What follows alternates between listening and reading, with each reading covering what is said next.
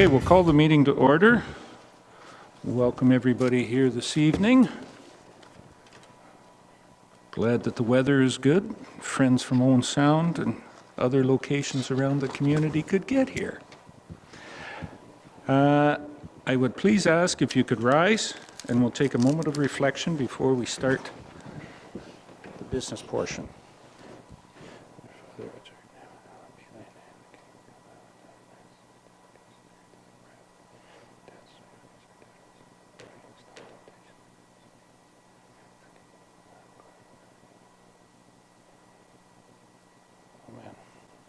Thank you.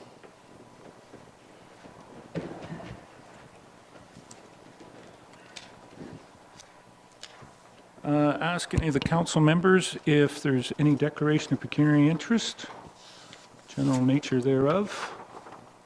Seeing none, of course it can be declared if it does arise at any time. There was no closed session, there's no public meetings this evening. So that brings us down to the consent agenda. I have a motion moved by Bev Cutting, seconded by Carol Lawrence. Be it resolved that items A1 to C1 inclusive containing Part 1 consent agenda be adopted as amended. And further that authorization be given for actions to be taken as may be necessary to give effect to the recommendations contained therein. Councillor Lawrence. Thank you. The part was yours. Yes, I bring the amendment forward, if I might. The regular meeting of council of the 8th of January and on the report of question period, I would ask that the last part sentence be deleted, which it says, and noted council has narrowed the scope of Parks Committee responsibilities. As I had a discussion with you prior to this and then tonight, yes. And it doesn't just reflect what you said. You didn't indicate that council had pulled parks in. It was to do with the what was being done and how the money was flowing. So I think that just gives a wrong impression. So I would ask that that be those words be deleted. Okay. Does anybody have any concern with that? Can do it under consensus. All right. Let Mark make those adjustments to the minutes. Was there anything else, that declaration? Now or later? Yeah. And I have one thing under the correspondence. Would like to pull that the Youth Literacy, South Grey Bruce Youth Literacy Council. We have in the past Family Literacy Day is January the 27th. Just a proclamation for that. Cutting out there? No, I see what it is. I got a piece of paper in front of the... there we are. You can cover it up, Doug. Yeah. It just takes a little bit of paper to cover whatever you want to cover. And so I'll be bringing a notice of motion on that. That'd be good, or a direct motion to declare that youth literacy, which we have done. Give a proclamation for the municipality on that. Anything else under the consent? Call the question. All those in favor? Any opposed? That's carried. Thank you. Mark, I'll let you hand out the motions so we can give effect on those. And you have the change made on that. That brings us down then to, are there any council members have comments from the last week? We are in that point. Any good news, communications from council members? Rebecca, Councillor Herget. So I'd just like to remind everybody there is an online voting process for our libraries. We're trying to raise awareness for youth literacy and a bit of writing as well. This contest will go to the benefit of the library board. We have 2 members of West Grey that are participating. Jenny Parsons is also reading a book for this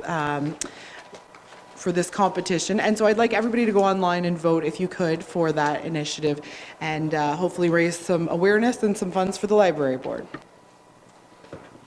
Very good. Councillor Lawrence. Carol? Mr. Mayor, I was asked today, when I gave the report in the airport, about the economic development meeting on the 24th, and there will be a light meal served. I was asked by council to find out whether we should brown bag it or if something would be there. So there will be a light meal. There will be a... Very good.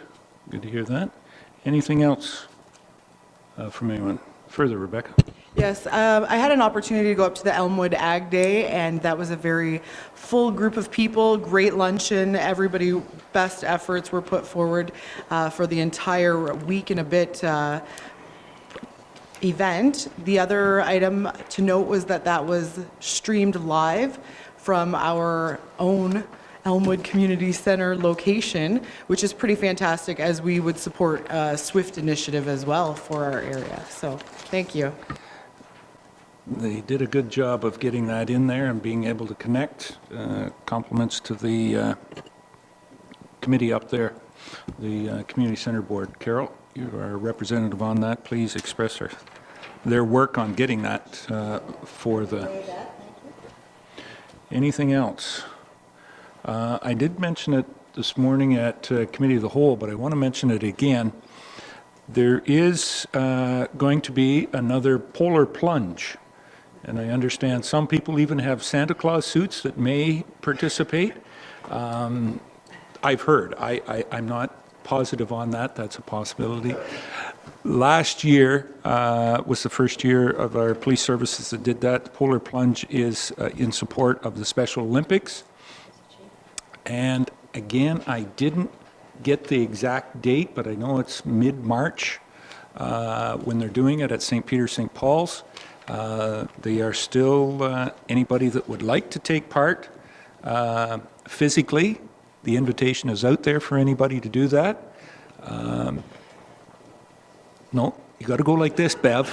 Bev, it's like this. Of course, it is a fundraiser for Special Olympics. They raised in excess of $5,000 last year. They've upped it and wanting to get the participation. You can participate from your wallet as well, too. Would even be more so. The individual, Corey Trainer, one of our constables, is the head of that with the West Grey Police Service. Anybody that wants to participate and or give a donation and come out and watch those brave souls. Last year, I believe it was minus 19 with a wind chill factor of about minus 36. Oh, Councillor Cutting saying it was about 100. I froze just standing beside the pool watching those ones jump in, and the splash was like Niagara Falls, freezing on you. So great participation, and anybody that would like, just the note that that is coming up as well too. Okay, if there's nothing else, then that will bring us down then to delegations. And this evening we have the great individuals from GREAT, G-R-E-Y-T, GREAT, Grey County's Economic Development, and the director, Savannah Myers, and her cast of hardworking individuals are with us as well too. And if you want, thank you, Savannah. The floor is yours to give us a presentation. And I think you have, Mark will see if he can get the projecting. The mic, Savannah, there should be a gray button there. There you are.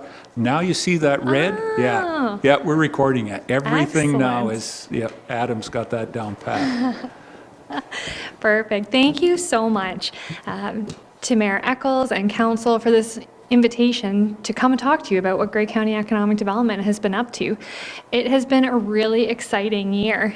We've now come together. We're 1 year in as our full team, and we've just only begun. So we're very excited. We are starting a municipal tour to talk to all of our councils around the county, and you are number one. So thank you very much. We're going to test this out on you. There was never any question about that, Savannah. Yeah. Thank you for getting that. Perfect. So we're going to attempt a video, and hopefully this works. Kathy and I are going to work together and do this presentation.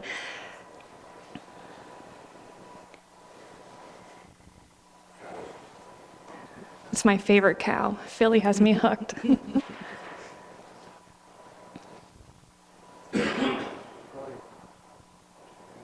we go.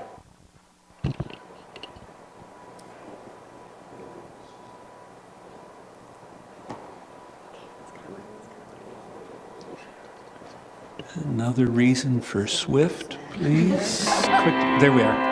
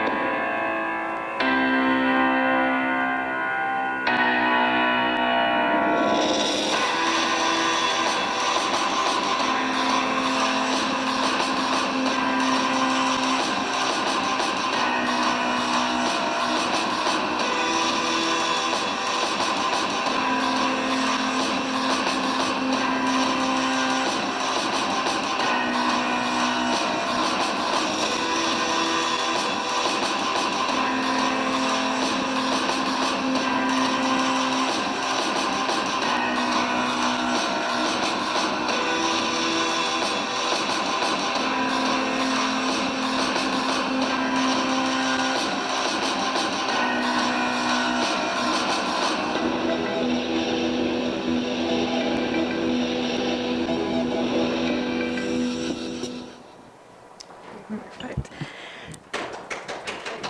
Thank you. Yeah, that is actually made by Wes Gray's very own Ronan Bryson. So he has been our video entrepreneur throughout the past year because his eye is just second to none. He's been excellent, and he's, what, 19 now? Yeah, I think he just turned. Yeah, we're very proud of him. So thank you for being his hometown. The beauty of this video is that it's starting to give you a look into how diverse our economy is.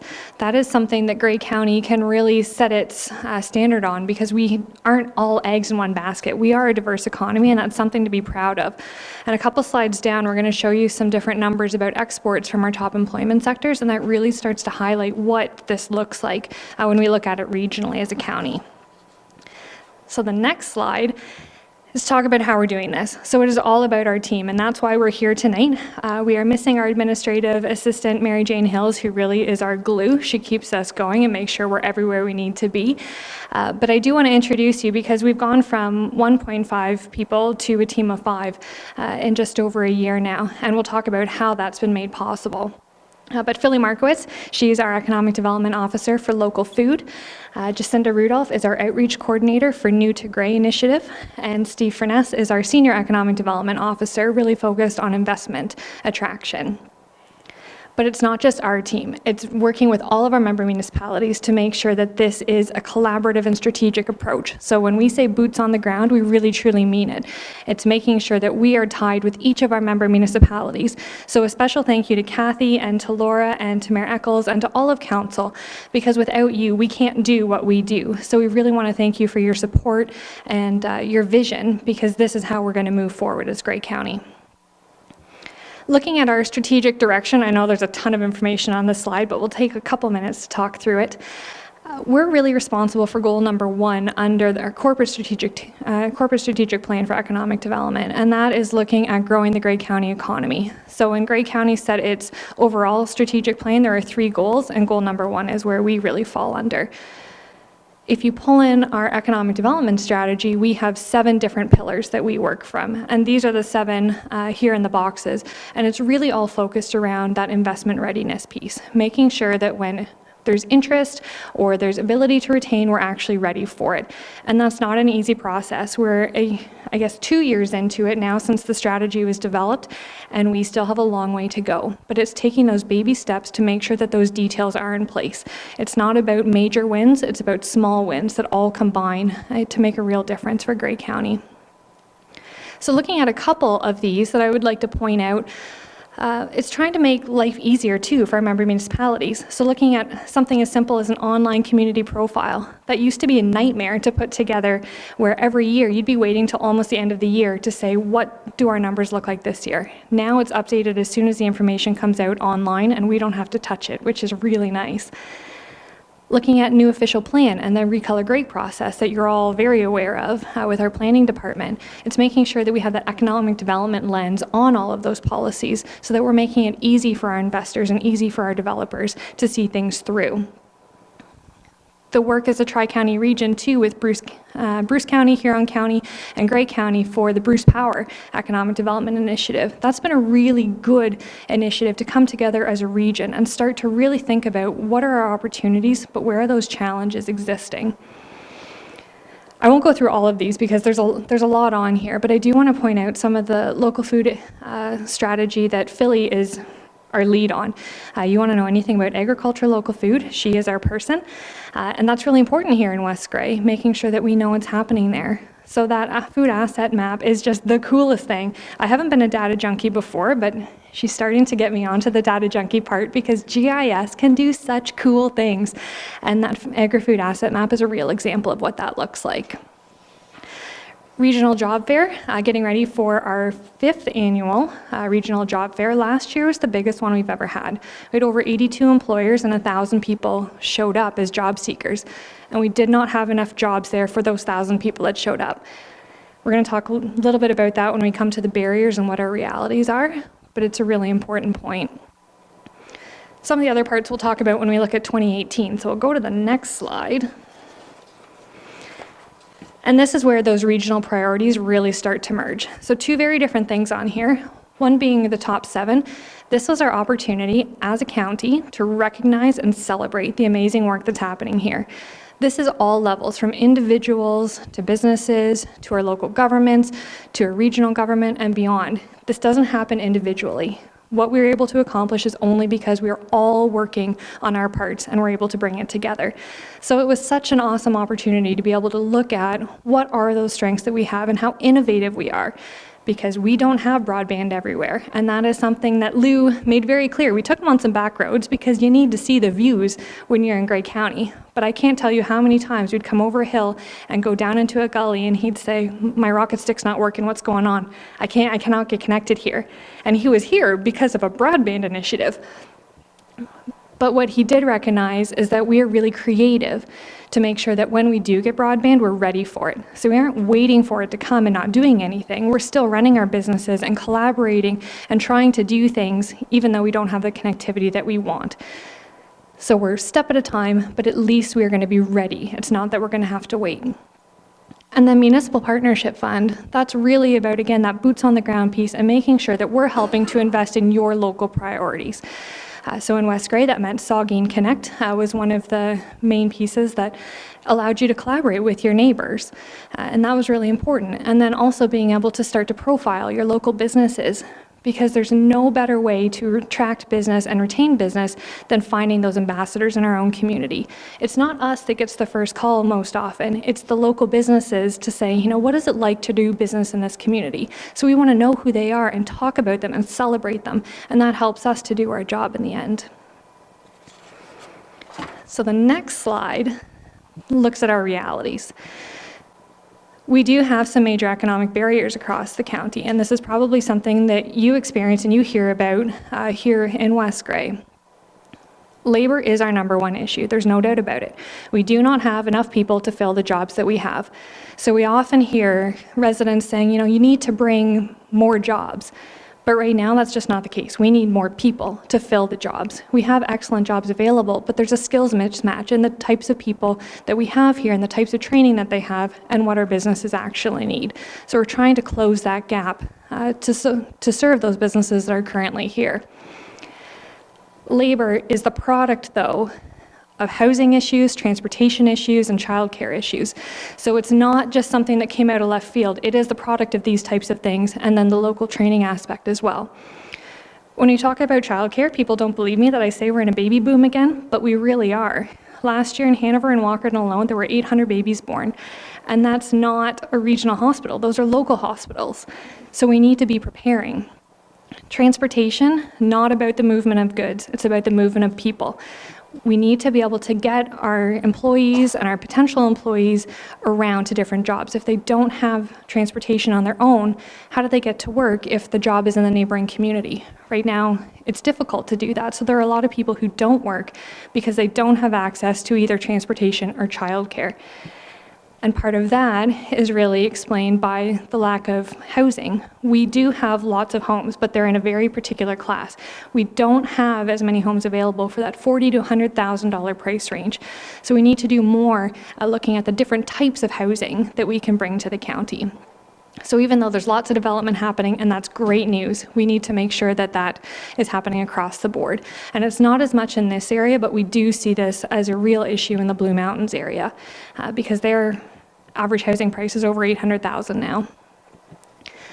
Looking at our top employment sectors, as I said, looking at that diversity in our economy, these are our top employment sectors. And then the numbers under them talk about the exports that they are doing in Grey County. So we have really impressive numbers. When you hear that manufacturing is dead, you can throw that out because 1.5 billion in exports tell you it's not dead. It's just different.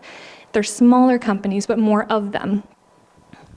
So again, this is something to be really proud of. Agriculture, we know, is always going to be in our top sector because that is a resource that we're really fortunate to have here. And Philly can talk more in depth about that if you have any questions.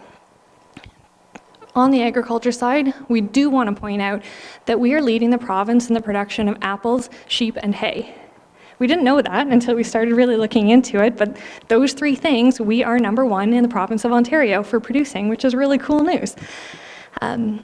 And then we'll have some updated stats for you by the end of, hopefully by the end of the month. We're just waiting on some MPAC assessments. But again, looking at the permits that are coming through, even as of October, and how fast they're coming around, we have something to be really proud of. We're a very progressive region, and we want to get things done. So that, again, is kudos to you and to your staff, because that doesn't happen just at the county level. That happens here on the ground. So we want to say thank you very much. Look at our next slide and talk about where we're heading in 2018. So it is all about retention. We often think that, we should be doing more job to attract, but that's not necessarily the case. When we look at the migration patterns, and it's 4 County Labour Market Planning Board who really helps us to look at that, we've had about 30,000 people in the last 5 years come to Grey County, and 28,000 have left.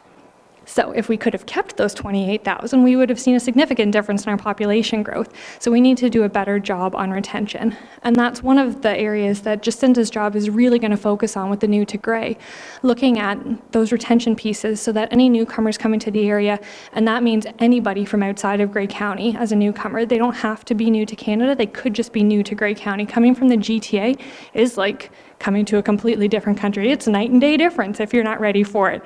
So how do we get our communities ready and the people ready so that expectations align? So that's a focus that she's taking. Foreign direct investment, that is Steve's wheelhouse there. So he's really focused on our investment aspects and what are, again, those local priorities and the best assets that you have, so that when we're working with these foreign investors and lead generators, we're able to bring that home to this area. So he's been right now collecting a list of what are those assets in each community, so that when we go to Toronto in March, we can present these options as these are our top 5 or top 10 employment or investment opportunities here in Grey County. So if you haven't got a call from him yet, you will be, as he's on this. Regional Agri-Food BRNE.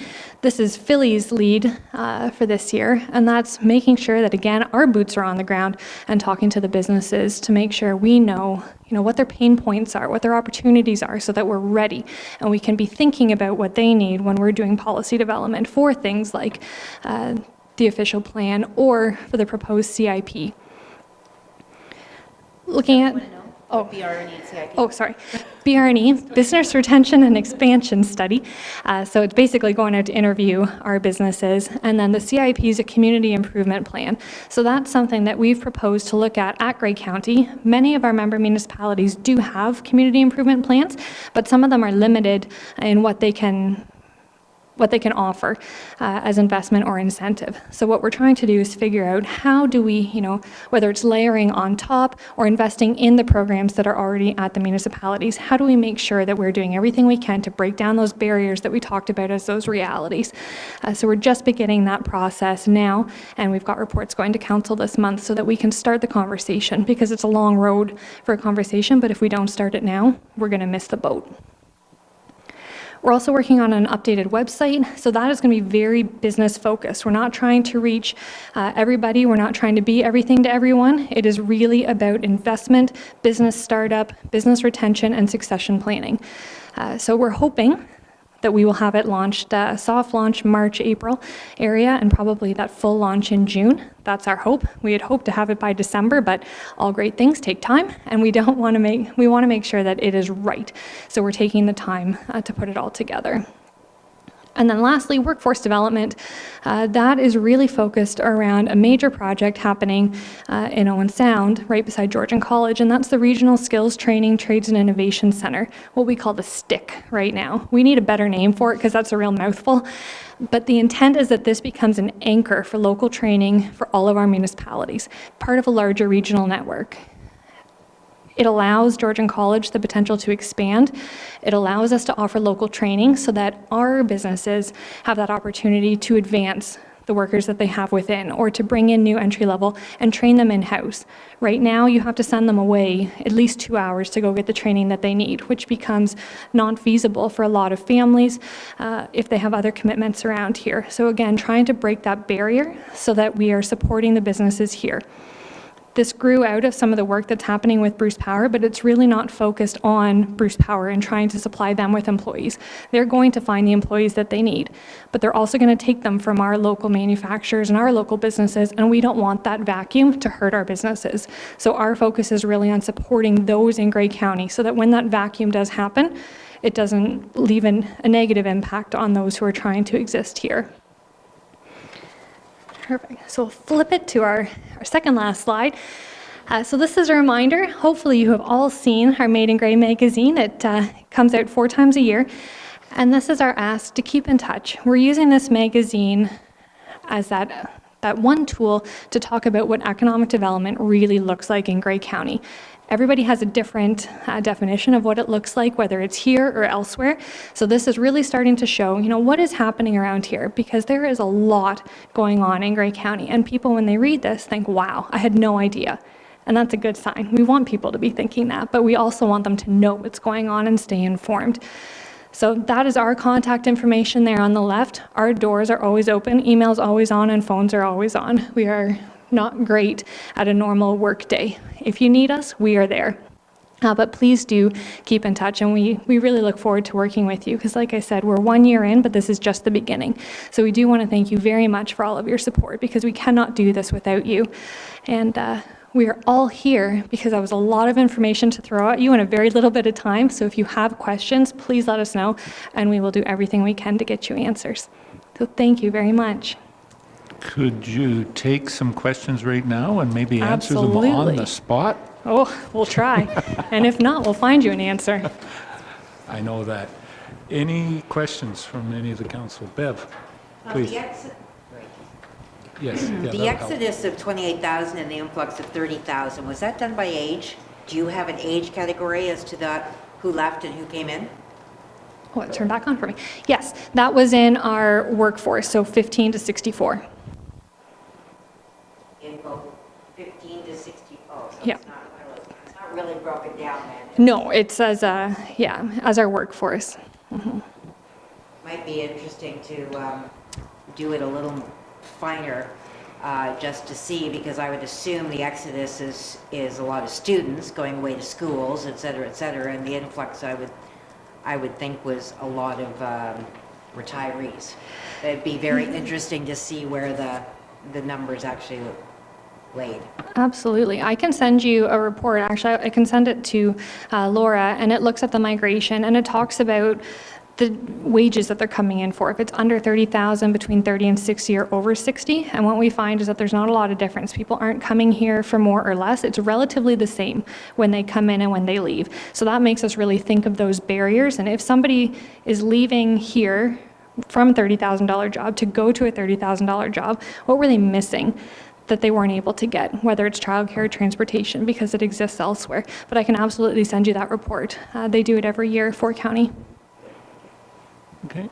Anything else? Doug? Councillor Hutchison? Yeah, you mentioned in your 2018 priorities is the Regional Skills Training, Trades and Innovation Center. Is that using of the Sydenham School? It is, yes. So is that set up, is that a permanent arrangement now, or is that just a temporary arrangement?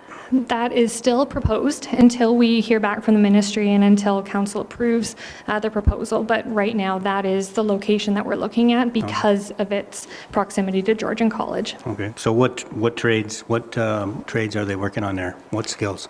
They are, from the trade side of it, they're looking at advanced electrical, so not just the commercial, also industrial and they have residential. It's industrial and commercial that they're looking at. More welding, so there's pipe fitting involved in it as well. Millwright, which hasn't been here for a very long time. They want to bring that back. That's our number one around here. Looking at automotive, business repair, hairstyling as well, and then culinary and advanced nursing as well. Okay, Yeah. super, sounds great. If I have one more question. Yep. Keep going, you're up. The business visitation program, is that the program where we did the tours and different business? That's not bringing other people in to view business and potential employees? That's right. That's us getting councils out and getting staff out to Right. talk to our businesses. Okay. Yeah. All right, sounds good. And one final question, if I may. The website, the revamping of the website, you mentioned about getting updated stats, information on what's available and whatnot. How can we get involved? Maybe you've had this discussion with Laura already, I'm not sure, but how does West Grey get involved so that we can put it out there that we have industrial space, commercial space, whatever, available? Absolutely. We're building a land and buildings module to go with that. So using our GIS that Grey County has, but some very specific mapping. We're also working on a business directory. I know business directories are nightmares, but they really do matter for businesses and people looking to see what else is out there, what supply chain exists. The difference with this website is that we're not just listing us. So even as contact, it won't just be us. It'll be us plus all of our partners, somebody from each member municipality to show that this is your Grey County team. And then each member municipality will have access to update the website. So you don't have to wait for us to do it. You can go in right away and make Okay. those changes. Good. So that is one of the goals that, as our Economic Development Committee has been trying to put together for a couple of years now, but obviously staff and resources and so on has been a challenge. So this is great that the county's doing it, and that'll help us get some of that information out there. So super. Perfect. Thank Thanks. you. Okay. Rebecca? Councillor Hurd. Yes, so I do have a couple questions. Thank you so much for bringing this to our attention right here in our community. I do appreciate it. Community improvement program, you talked about that. Is that going to be a county-wide community improvement program that we could roll out in each member municipality? Right now, we're looking at different options. There's two different ways that we could go. One would be a template that we produce as the county, but each member municipality adopts. And then the second option would be a county-wide. Only one of those exists, and that's from Frontenac. So if we did that, we would be the second of its kind. But the direction that we're going to go yet, it's just too early to know. We've had lots of consultation with our economic development working group about what is it that they want to see, and it's really focusing on the local priorities. So not a top-down approach by any means, it's very bottom-up, but what it looks like yet, we're just too early. And may I ask what the big difference would be between the county-wide template one and the Frontenac? If it was a county-wide template, there's certain limitations to what you can include in it. So that's part of one of the reasons why we're looking at that templated approach. But again, the template allows you as West Grey to say, this is what I want to include in it. It may have some umbrella features that would be county-wide, but it would allow you to put in some very specific aspects from West Grey itself. Okay. And the next question, the regional stick, You can call it stick. right? As well as Launchpad. Both of those seem to be generating a lot of excitement, a lot of skills that we can share around. Now, the one up near Owen Sound there, is there an opportunity to get satellite locations away from right there. You know what I mean? A little closer to us. And obviously, all of our trades people would benefit from that, and our local economies would really benefit. So what's the opportunity of bringing those closer, maybe on a smaller scale, you know? Absolutely opportunity. I can see Steve nodding because we've been talking about this from day one. This is an anchor to a regional network. So we don't see asking everyone to come to Owen Sound or go to Hanover to Launchpad. Launchpad could be one of those network pieces for Hanover, but then we also need one in West Grey. We need one in Chatsworth and all of our municipalities.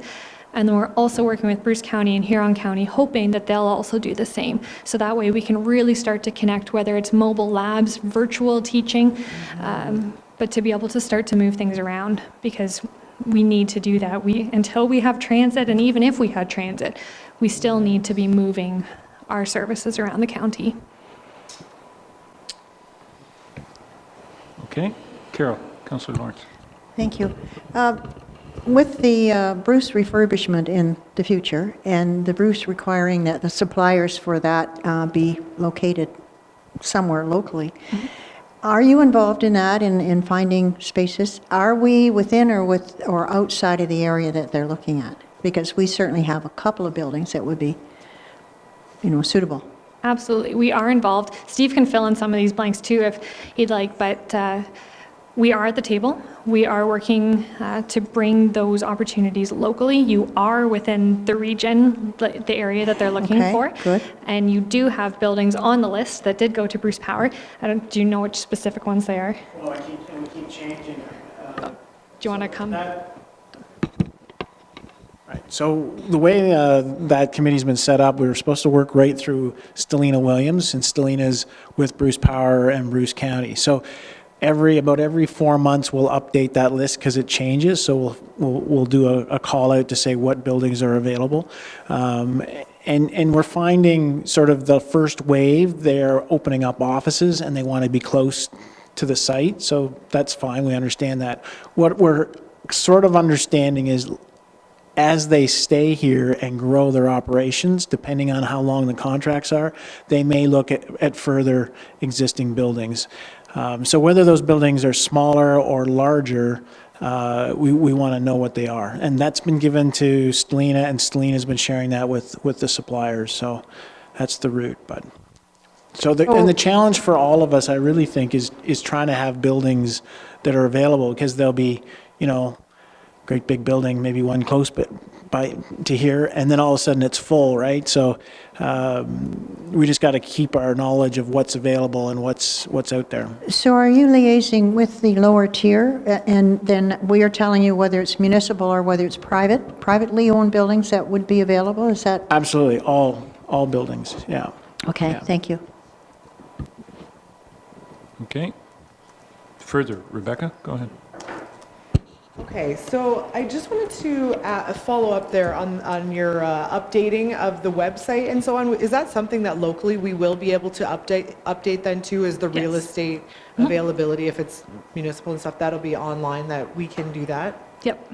Yeah, you'll have your own login to be able to do that. Oh yeah, right now, MLS, anything that's on from the Reg Boss, so Grey Bruce area, that's listed on GIS. So that's the tool that we've been using right now to find out what's actually publicly listed. What it doesn't include are those municipally owned or privately listed. So that's where we go in then, try and find the information, and GIS uploads it. So that'll all be pulled into this website as well. But ours will be very specific. It'll cut out the residential side and really look at commercial, industrial. Okay. Everybody's, well, except me. I reserve. Question is to Philly, through agricultural more. For a number of years, it's been value added. Where are we at? Maybe not as much manufacturing, but, Value add is still a very important focus. Sorry if you have Nope. more to your question.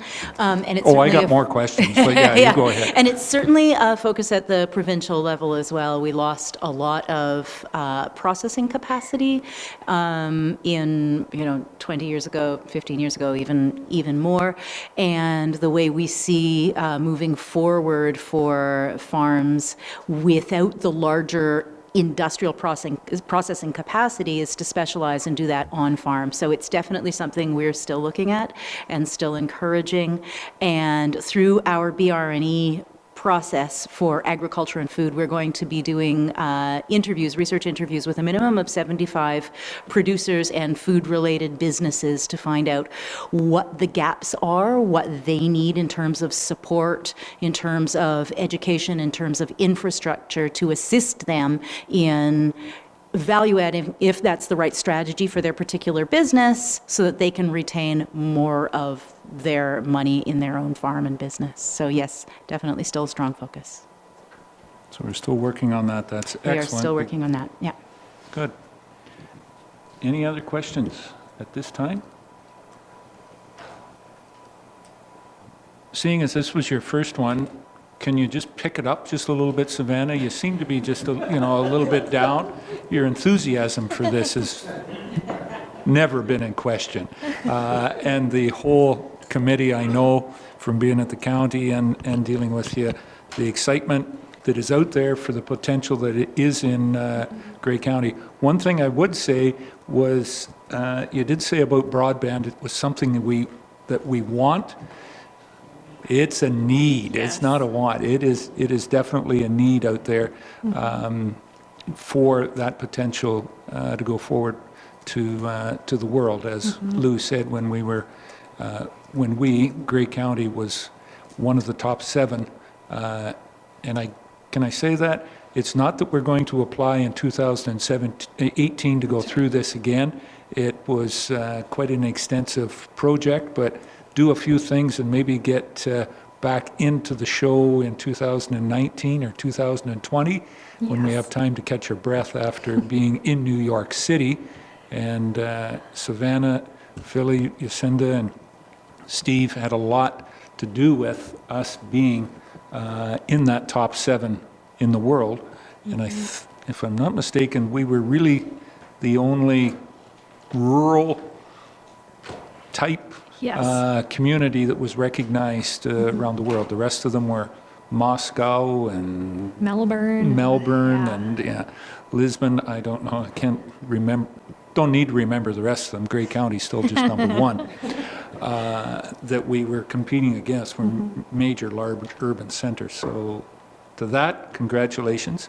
Thank you very much, all four, for coming out tonight. And thank you for giving Mary Lynn just a little bit of a break so that she didn't have to be here, or sorry, Mary Jane, that she didn't have to be here. She's probably at home working on something that you've assigned her for today anyways. So again, thank you very much. Look forward to working with our new CEO, Laura, and Kathy, I think, is going to be taking a bit more of a lead on that economic development from West Grey as well, too. And look forward to great things happening, whether it's new or whether it's just expanded opportunities that we have out there. So thank you. Thank you very much. Okay, we'll take, Carrie's got that. The meeting is public. If you want to stay at all, don't feel free to. Oh, that's right. That's right. We've got businesses to talk to, that are on different time zones. I understand. Yours is 24/7. Okay. Thank you very much. Okay. Then that should bring us down. Very good. Should be down to staff reports then. Was there any, sorry, I guess I jumped over that. Was there any business arising? Not that I was aware of. Okay, wasn't given any note. Excuse me, then we're down to staff reports. And we'll start with Carrie's. And the first one is the accounts. I have a motion moved by Bev Cutting, seconded by Carol Lawrence. Be it resolved that the Director of Finance Treasurer be authorized to pay the accounts presented as voucher number 1, 2018 of the Municipality of West Grey in the amount of $120,875.40. Introduced. Any questions on the accounts before we pass them? starting the year with just at a 1, Carrie. You don't get many questions on those. Good for you. There will be further 2017 accounts, but because our meetings were so close together, there wasn't Yes. sufficient time to turn those around yet. Yep. You get everything in there. Very good. Doug? So I was going to mention, Carrie, and I talked to you about that, is there was a donation made from the tennis club to help cover the cost of lights, $500. So I don't know whether you brought that in somewhere or you're going to do it, but I just thought I'd mention it, and then it's out there. So it sort of, I think, hopefully that covers pretty much the year's electricity for the lights. Yeah, it's about that much. Okay. So it will be looked after. Any other questions on the motion?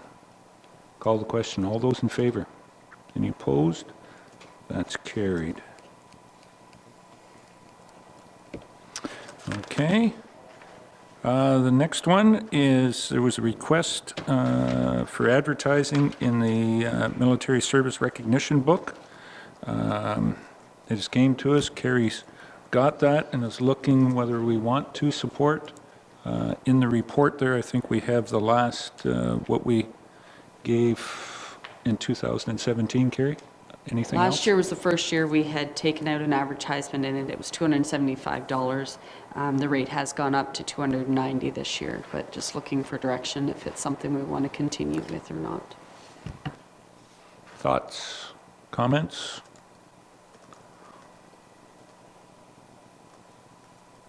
Go for it, don't go for it, don't sit, please speak. Bev, and then Rebecca.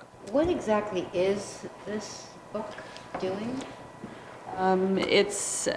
It recognizes military service. There's probably maybe a few prior editions in the committee room, whether you've noticed them or not. They're there if you want to peruse them. I'm not sure if it details where they all get circulated to, local legions, any advertisers, but I'm not certain how broad it is. I don't know if it said. So this is not the initiative that the Legion of Ontario is doing, where they're documenting the veterans' stories. Is that what this book is, or is that a different? No, I think that would be a different one. This one, it does, I think they are two different editions or productions. My knowledge, I know I've gone through this one here, pretty much lists a lot of the veterans that have fallen and whatnot, and it's a continuous update, because I was looking through it and going, you've missed this. But what it really is if we had everybody, the book, you wouldn't be able to pick it up. But it's a continuing accumulation of veterans throughout Canada. Carol? Well, and I believe it's gathered locally. So our local people would be in it. It's not, through our own Legion, the information is gathered locally for this part, and would be part of that book. Yeah. I think so, yeah. It's And working through with. It says it's biographies and photographs of the veterans. Yeah. If you haven't seen it, the one that came in 2017, I'm going to say September, October, by the time they get it all accumulated and produced. So it seemed to come out just before Remembrance Day. Doug? Yeah, I think it's also important to note that the proceeds raised from this appeal is used to support veterans' transition programs to help modern-day veterans that suffer from PTSD and other challenges. So it does go to a worthy cause also. So It'd be together, it's not, we're not putting in a whole lot, but every little bit would certainly help in that program. Is there, Rebecca? You got it coming to you.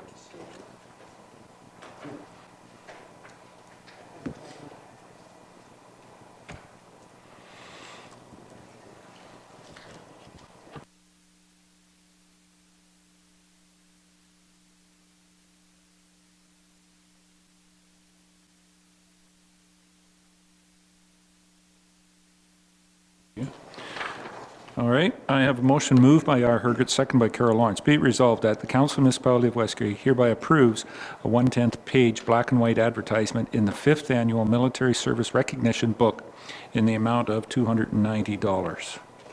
Any further questions or comments on that? Call the question. All those in favor? Any opposed? That's carried.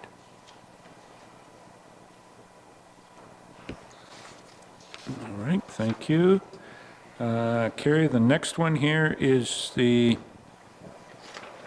quarterly mileage reimbursement rate. It's there for our information. We follow the county has, as we've explained before, a large formula to try and work this all through, and it's on a quarterly basis that it moves. So this will move it up half a cent. I was going to say a cent, but is it half a cent? Yeah. Okay. Not a heck of a lot, but just to keep it consistent and follows the county. So that was there for our information. Anything else? Carrie? Questions on the tax levy bylaw? Yep.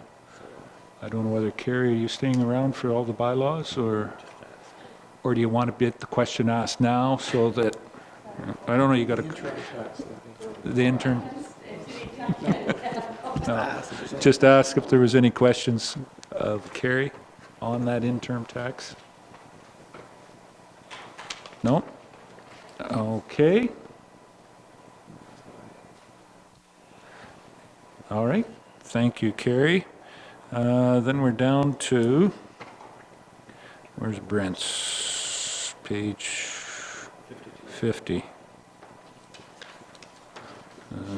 52. All right, just give me a sec. There we are.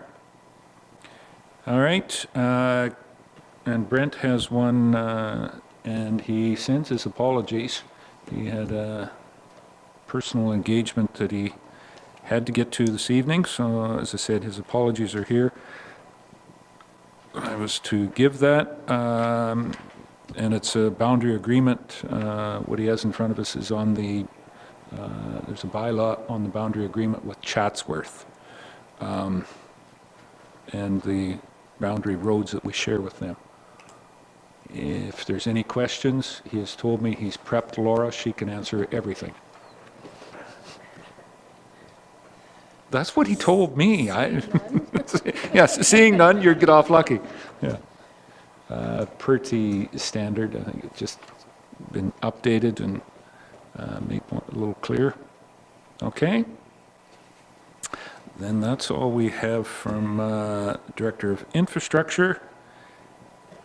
And with that, then we're down to the clerk's report. Mark, and you have a lot of verbiage in today's, on today's. Go ahead, Mark. Yes, the first item relates to a proposed procedure bylaw that was necessitated through the passage of what we commonly call Bill 68, which is the Modernizing Ontario's Municipal Legislation Act, which received royal assent on May 30th, 2017. A number of changes from Bill 68, or the proclamation of those changes, some of them come into effect as of January 1st of this year, others March 1st, 2019, but there are some instances which I'll refer to here in my report that it was felt that it may be desirable to implement those changes now as opposed to waiting to March 1st. Some of the changes, there's a new definition of meeting, which is incorporated in the procedure bylaw. A new definition of present, and that is required. In that definition, I indicated in the procedure bylaw that it requires the physical attendance of the members at the meetings. And that's in there because under Bill 68, there is a provision where it would allow the electronic participation of a member, whether through email or some other venue.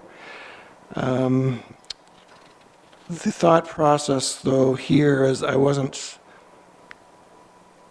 going with that option in the proposed procedure bylaw. Obviously, if council wants to consider that option, we'd have to look at some means of how to indicate there'd be a process of how to incorporate that and how to create that availability for members, both council and committee members. But it was felt at this time that the physical attendance of council members or committee members should remain as it is now.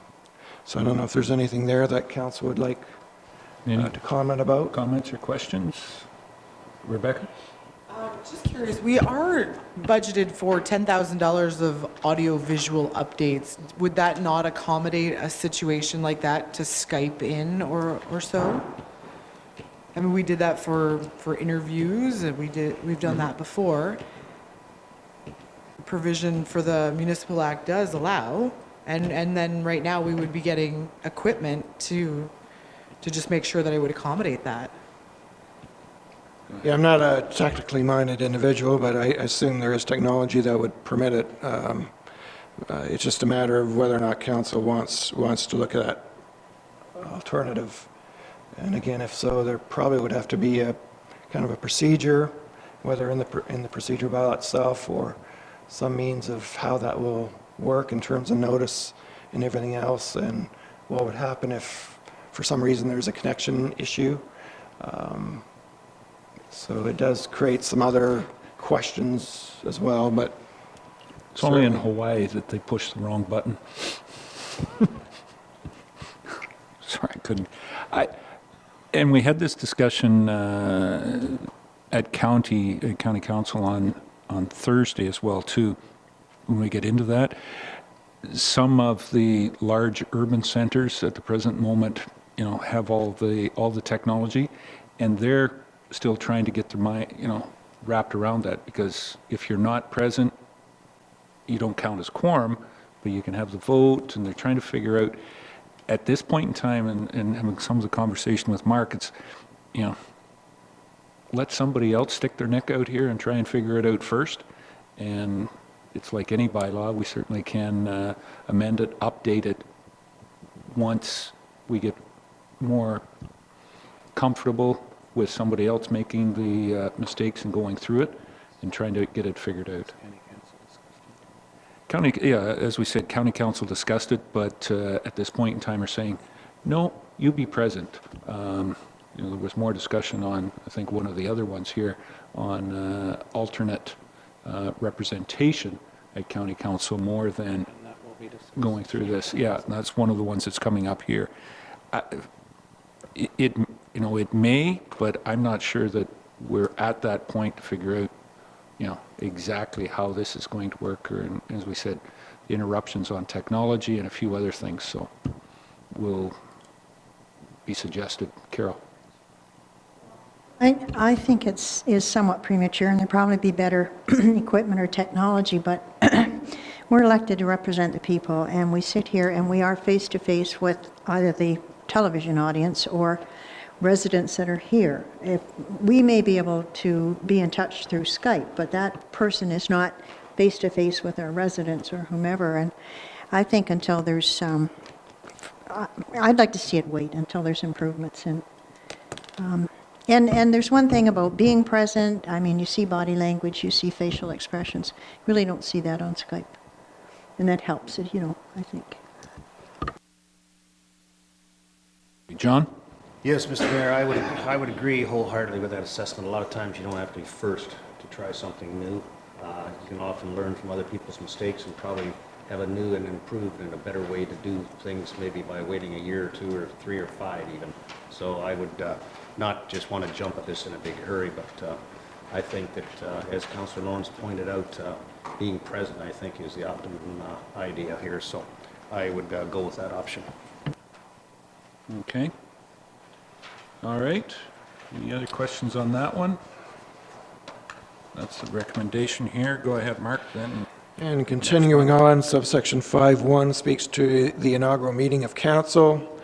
As of 2022, the inaugural meeting of council, well, as of 2018, the new term of council, that's the last date. That December 1st will be the inaugural, or the meeting for council, or the commencement of the term.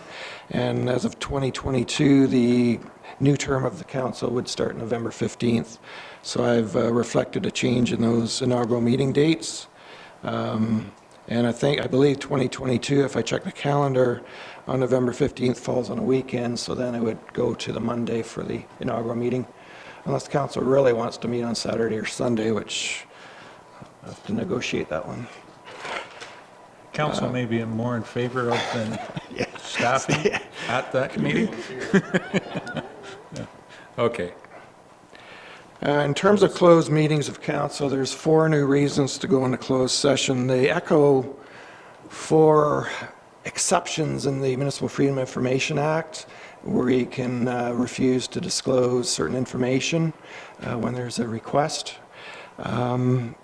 Those 4 that are listed, that I've listed, even the Association of Municipal Managers, Clerks and Treasurers of Ontario weren't too keen on including those because they felt they were a little too broad and perhaps prone to some abuse, because it is kind of wide in terms of how it describes those reasons, such as trade secrets and plans, etc. So that could be interpreted quite broadly by council. And of course, the whole intent of council meetings and committee meetings is to, as much as possible, for them to remain in open session. So hopefully, we have to look narrowly at that exception. There might be some, like if a certain company came and they had secret 7 herbs and spices and they were going to divulge that to council, that might be a reason to go into closed session, because they'd be divulging that trade secret. Okay.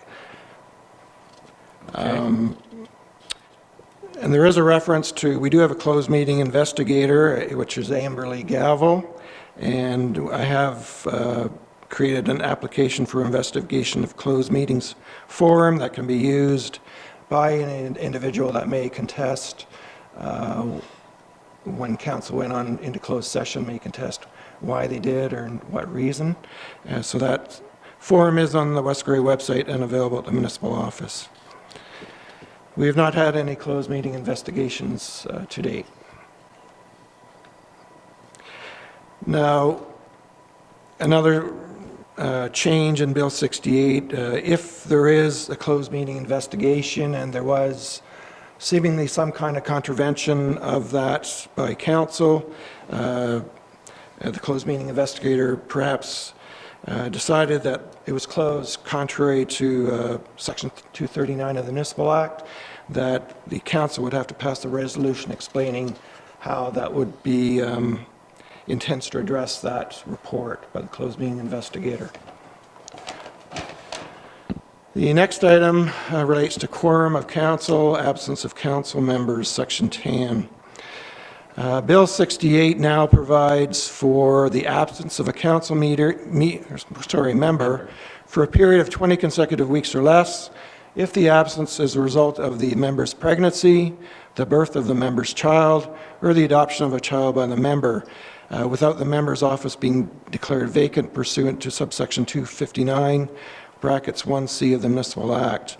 Of course, that section says that basically if a council member is away or does not attend a council meeting for a 3-month period, then that that seat can be declared vacant. So that's an exception which has arisen.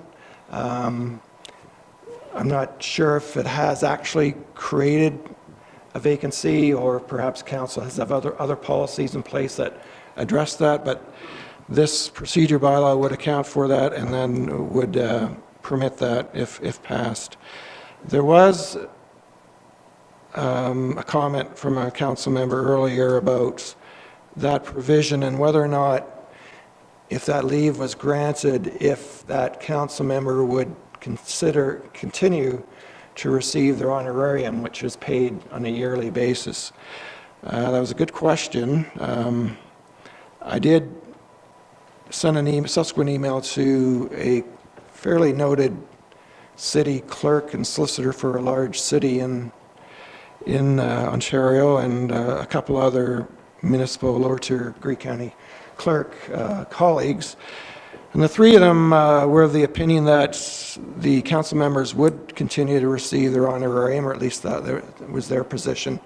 The reason being is that council member would continue to receive council agendas, minutes, may continue to take emails or calls from the electors or the ratepayers and discourse with them as well. During the absence for those reasons, A council member also has the opportunity to attend a meeting if they wish, and in the procedure bylaw, there's a process to do that in terms of written notice to the clerk, but they'd have the opportunity to attend a certain meeting if they feel it's important enough to do so during their leave. So I'm not sure if there's any questions of council on that issue. Councillor Lawrence? Well, just for clarification or for public knowledge, this applies, other than the pregnancy, it applies to both male and female, right? Yes. Parental. And I think for clarity's sake, I would add that provision in the procedure bylaw to indicate that they would continue to be paid their honorarium, just so there's no question down the road. So that was a very good point made by the council member. Doug? Councillor Hutchison? It also mentions there about that written notice that apparently this person can be replaced for appointing another member in absence of the affected member. Yes, sorry, So I should wouldn't that- state that, yes. So in the procedure bylaw, it's indicated that council would appoint that alternate member. So that member would go to the committee, for the committee, that is, for the committee. For the committee. For the committee, so. Oh, okay, they're not bringing another alternate So member onto if council. Councillor John Doe Yeah. was appointed to the Committee of Adjustment, then that member, in their absence, someone else would, in that place, that'd be for the committee appointments.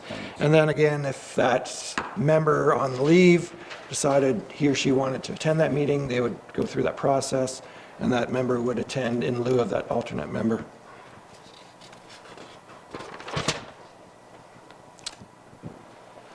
So the commencement date for that is March 19th. is actually, yeah, March 1st, although I did indicate, I think it's probably appropriate to make it for January 1st. The next item relates to agenda timing and composition. I am suggesting that the tenders section of the current agenda be deleted because typically any tenders are placed under senior management or staff reports. Did you miss one there? Sorry. Temporary replacement to the upper Okay, two. that's where I was getting to, yes. Yes, yeah. So, Yeah, yeah, sorry. I just skipped over that. So the temporary replacement member of upper tier council. So there is the opportunity, again, to appoint a member, an alternate member to upper tier council, obviously the mayor, deputy mayor in this case, if that person is unable to attend a meeting. That is, commencement date for that is January 1st of 2018. I did reference the County of Grey. That was a report had been completed by the acting clerk. That did go to the Committee of the Whole, and there is a recommendation, I believe, going to County Council January 25th for approval. There is a process they've gone through to determine how that will all work, how the remuneration will work, notification, et cetera. So that is available to the municipality, and I did incorporate a clause in the proposed procedure bylaw to allow that. Now, I know the mayor did talk to me about that in terms, it does speak to section 268.2, basically says subsection 1, which allows for the alternate appointment. It says subsection 1 does not authorize A, the appointment of more than one alternate member during the term of council, B, the appointment of an alternate member to act in place of an alternate member appointed under subsection 261.2, 1 and 2, in the appointment of an alternate head of council of the upper tier. There was discussion with the mayor that there was a thought that perhaps more than one alternate member could be appointed during a term of council if, for instance, council's changed their mind and decided to appoint another member. The way the act reads, I'm not sure if that's the case, so I will have to definitely check that, but it was the consensus at the county that that would be permitted, but I don't see that reading this section, but there might be some more that would speak to that, so I would like to clarify that for our purposes. Doug? So that means if our two representatives couldn't make a meeting, then the alternate would go in their place? Is that the way that's? It would only be one member, so if there's Yeah, one. two, they could do the one. Yeah. And they could be either one that has more of the representation. So obviously, I would think if there's a mayor and deputy mayor away, the alternate would probably want to go with the mayor, especially if there was a weighted vote. I guess it doesn't matter, does it, for mayor or deputy mayor? No, it does with us. It does, okay. I have 7, he only Okay, has 6. so that would make a difference. So that would make so that would make sense for the alternate member to be in lieu of the mayor as opposed to the deputy mayor. Okay, so that's something we have to have in place by the start Well, of this year? isn't it? Yeah, Yeah. you don't have to do it right away, but it's available. So council at some point, if they decide that they do want to appoint an alternate member, then they would do so. I think it's in the procedure by resolution of council to appoint a member. And it's a may. It's not a Yeah, it's shall. not a shall. It's a may. You may do it. At the county, the conversation went, and it seemed that there was a couple of municipalities that, the representatives from the county level were not in favor of it. So those municipalities, I said we'd wait until the conversation happened here, but there was a couple that said, no, we're appointed, and no, we shouldn't have alternates. As the clerk said, well, it's up to the lower tiers. I think, the county's got the idea, we'll figure out what the remuneration is, but it's dumped back, and the responsibility is with the lower tier, whether you want to do it and who would be appointed at that point in time. Doug? I think in nothing else, it's a good training process in some ways that somebody else gets to see what's happening at the county and gets to learn a little bit before all of a sudden you're voted in to become a representative for your municipality and not knowing, well, you don't know a certain amount, but I mean, it could be a training ground, basically, is what I'm saying. Well, that was one of the things that was, one of the points was put forward, but, and it does have that allowance if somebody is, that you wouldn't, if somebody, an alternate was there, it may exempt the position of the chair at county council having to declare that we've lost quorum. I guess the other point sorry. Sorry, Rebecca, go ahead, sorry. I was just going to say, we never would want to miss an opportunity to be represented at the upper tier. So I appreciate both you and John's effort to make sure that we continue to be represented up there. We should always be in a position where we are represented at the upper tier, though. That's my position. Very good. And I was just going to make the point that obviously if there's an issue of affair of importance and you end up having one of your upper tier representatives away from that meeting and there's a weighted vote, for instance, or even a numbered vote, numerical vote, then you have lost a potential voice on for that issue. Yeah. Carol? Well, I think I'm just saying it in a different way, but basically what Mark's alluding to, and that is where it's important to be represented, is if it comes to a weighted vote. And, just one or both of you being away can make a huge difference in the outcome. So it's important to have somebody there. Yep. So something to consider then. So we can leave that in. I don't know, I don't think we're at a position just as yet to make that appointment. For the simple fact, the county, it seems to be that it will be in the county procedure, but it doesn't get passed until the 25th. So maybe at our February or the January 30th Committee of the Whole, we can have a discussion here if this bylaw passes. 29th. And have that discussion, and then more wholesome on whether we want to appoint or not. As I said, it is a may, it's not a shall, so we can take advantage of it. It's interesting if 2 or 3 of the municipalities in Grey County don't. I mean, there could be 6 or 7 that do. There has been a position at county council now for almost a year, maybe a little more than that, because of a medical issue that representative from Southgate, very public, hasn't been there. And so this would be an option to fill that. Okay? All right. Look forward to that conversation coming up. And getting back to the agenda timing and composition, I was again suggesting that the tenders item in the agenda, council agendas be deleted because normally tenders are dealt with under managers or staff reports. I guess with my tongue firmly planted in my cheek, I would say that the only issue that creates is there'll be no longer a number 20 Well, can we find something adjournment else? for your sign, so Councillor Hutchison will have to amend that sign to read number 19, so that might be problematic. Won't come from a cribbage board anyways. So if there's no objections No there. objections there. We can work on that one when it does arise. The next one relates to Section 17 of the proposed procedure bylaw regarding declarations of pecuniary and/or conflict of interest.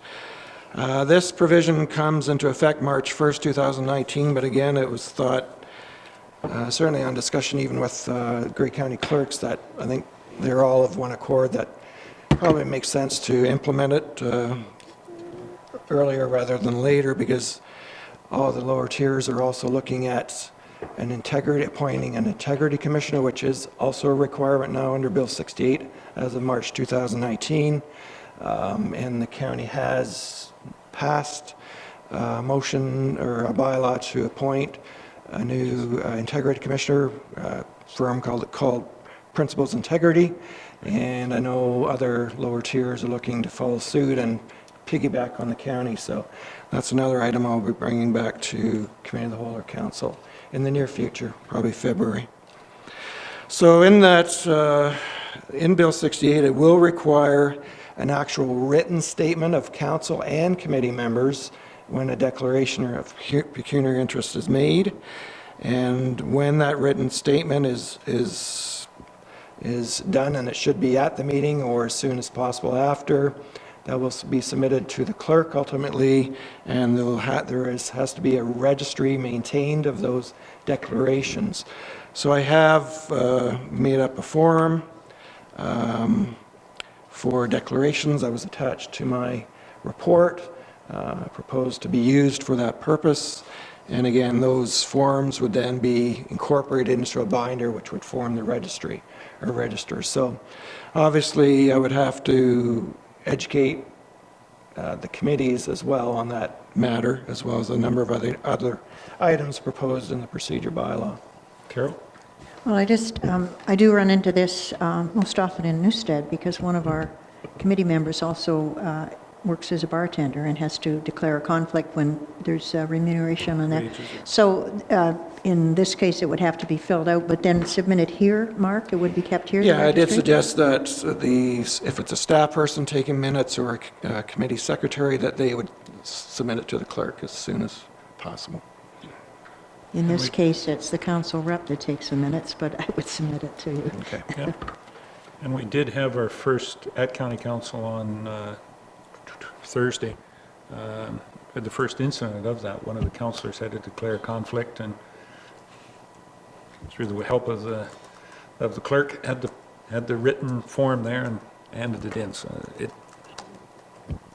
more of a formality, and Mark's been very good in the minutes here at Council and Committee of the Whole of having that incorporated right in the minutes, but this makes it that it is absolutely right there and signed, sealed, and for whatever legal parts. So can I ask then in the minutes, because right now we just say, so-and-so declared a conflict of interest, whatever, would we go further and say, and, what's the word I want anyway? Typically, would give the reason for the pecuniary interest, that would be included, and I have done that, I believe, in the But would you past. also say and submitted the proper form or proper documentation? If it's done by the time the minutes are done, and it hopefully will be, but yes, that would be probably a good practice, yes. Okay. The Recorded votes. next item relates to subsection 2410, recorded votes. At present, recorded votes of council are done alphabetically. The thought pattern here was to change it to a random order, just because sometimes it's maybe not fair for a council member with the last name in the alphabet to always perhaps having even perhaps it's always to make the deciding vote if it's a contentious resolution that's being voted on. So it would change the order as each resolution goes. What I'm envisioning is, for instance, if the first council member was Councillor John Doe, and then John Doe voted the first recorded vote, once this procedure bylaw, if it's passed, or hopefully at some point, then the subsequent recorded vote would be Councillor Jill Frank, for instance, the next in the alphabet, and so on and so forth. It'll just keep rotating. I'm suggesting for the committees, though, it just remains alphabetical, because committees generally make recommendations only. But I think for council, there are resolutions that are contentious, recorded votes. So I think it's probably fair to go with that. The council members with the, maybe not the last names, maybe not as agreeable. Yeah. John Doe's always first, anyway. But it, I thought it was just a matter of being fair. so are we going to have OLG do this to make sure that the numbers are drawn randomly? Well, as I Each- say, a it's going number to just assigned? be the first council member that does it the first time, it'll go to Yeah. the second one. So instead of doing elaborate, Yeah. The only other. Draws and- I mean, one of the, and it is slightly just, but somebody was proposed the other day, I heard somebody say, well, just put a number to each councillor. 1, 2, 3, 4, 5, 6, 7. And when we come to do that recorded too, vote, the clerk would draw it out. Number 3, what's your vote? Number 6, number you can 1. do that too, but That. Oh, no, we'll put it on the back of the nameplates here for you, Bev. Absolutely, yeah.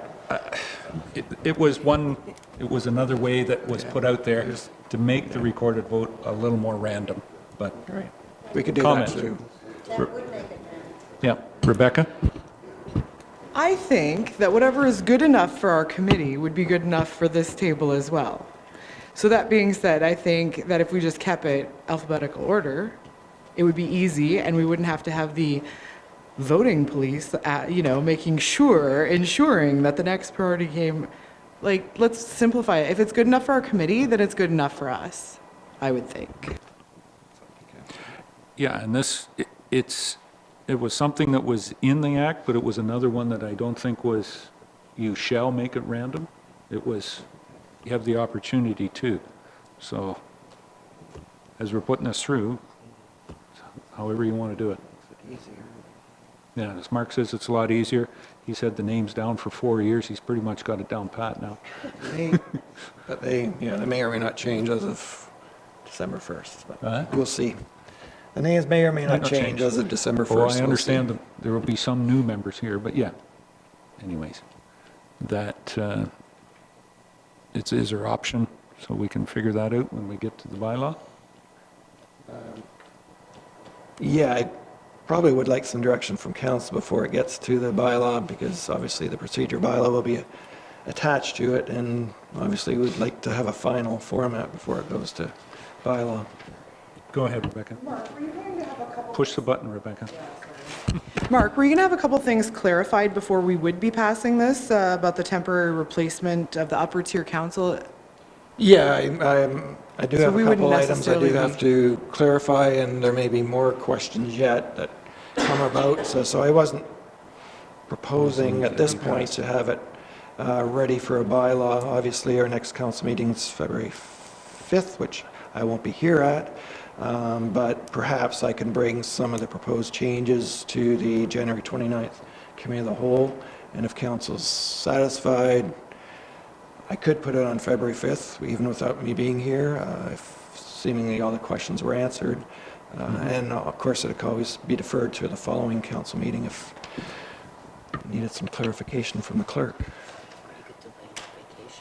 No, I can't delay my vacation. My wife would not appreciate that. So maybe get some direction on Okay, so on the recorded vote, Mark, is there any direction to give Mark on how he wants to formulate this?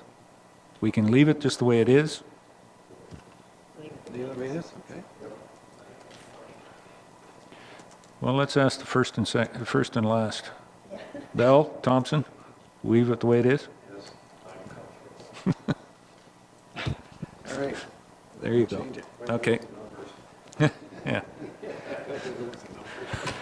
The next section, section 6.10, and some other subsections I reference regarding committees, just reinforcing that the procedure bylaw does apply as much to committees as it does to council in most regards.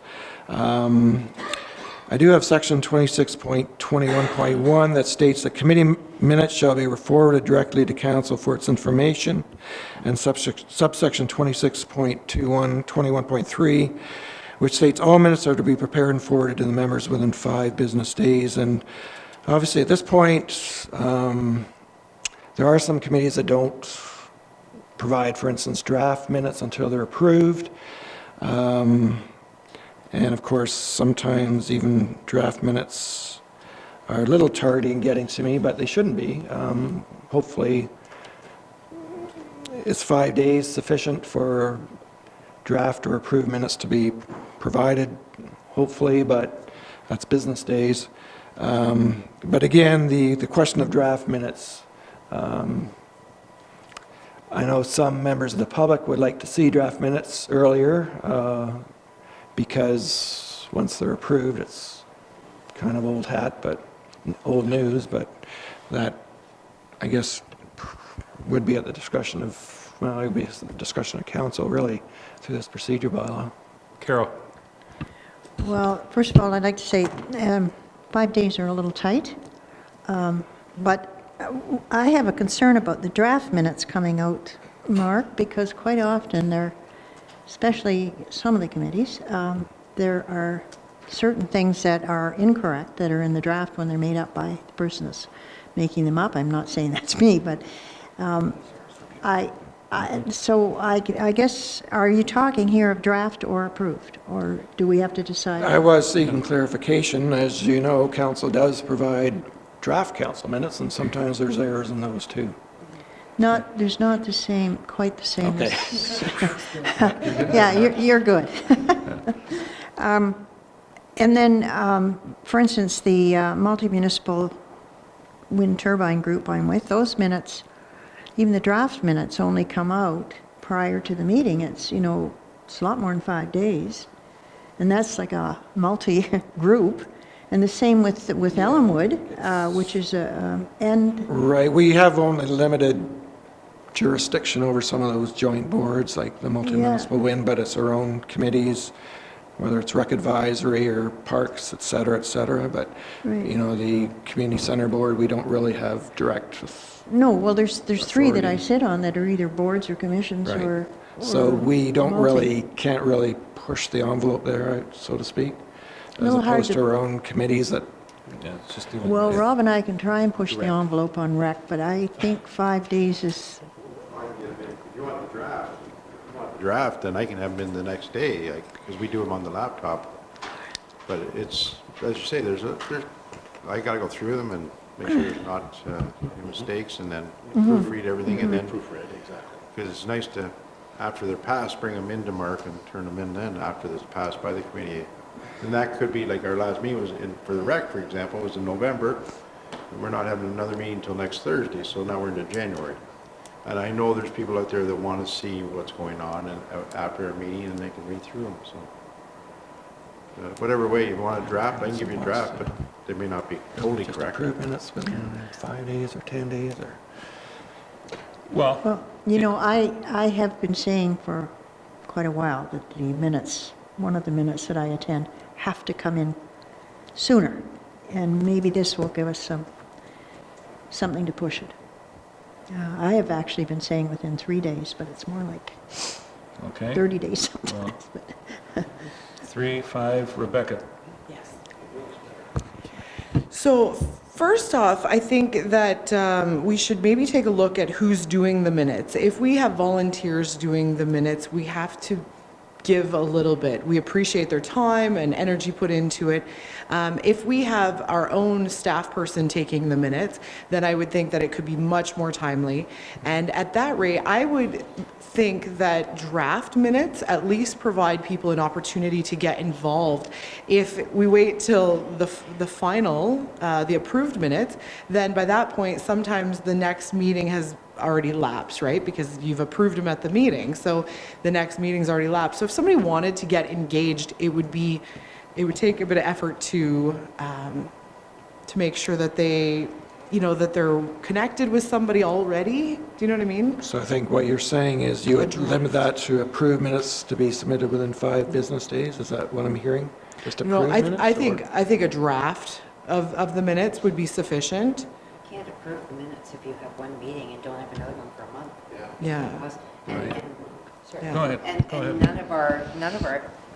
none of the committees I'm on meets, sometimes every other month. So how do you approve those minutes unless you have a special meeting, and then you're racking up dollars just to approve minutes? So to me, it should be approved minutes, and I agree with you, when it's volunteers taking the minutes and doing them, sometimes it's not that important to them. I know it maybe should be, but if it's not, then we need to change the policy and have somebody approve doing the minutes, and then they'd be in by the 5 days, but I don't know.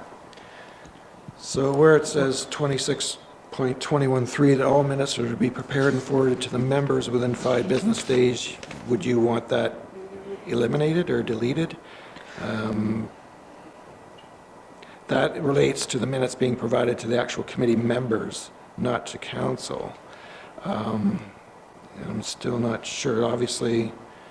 And then council to get, again, the draft, just the approved then within the 5 business days of being approved by the committee? Is that what we're looking at?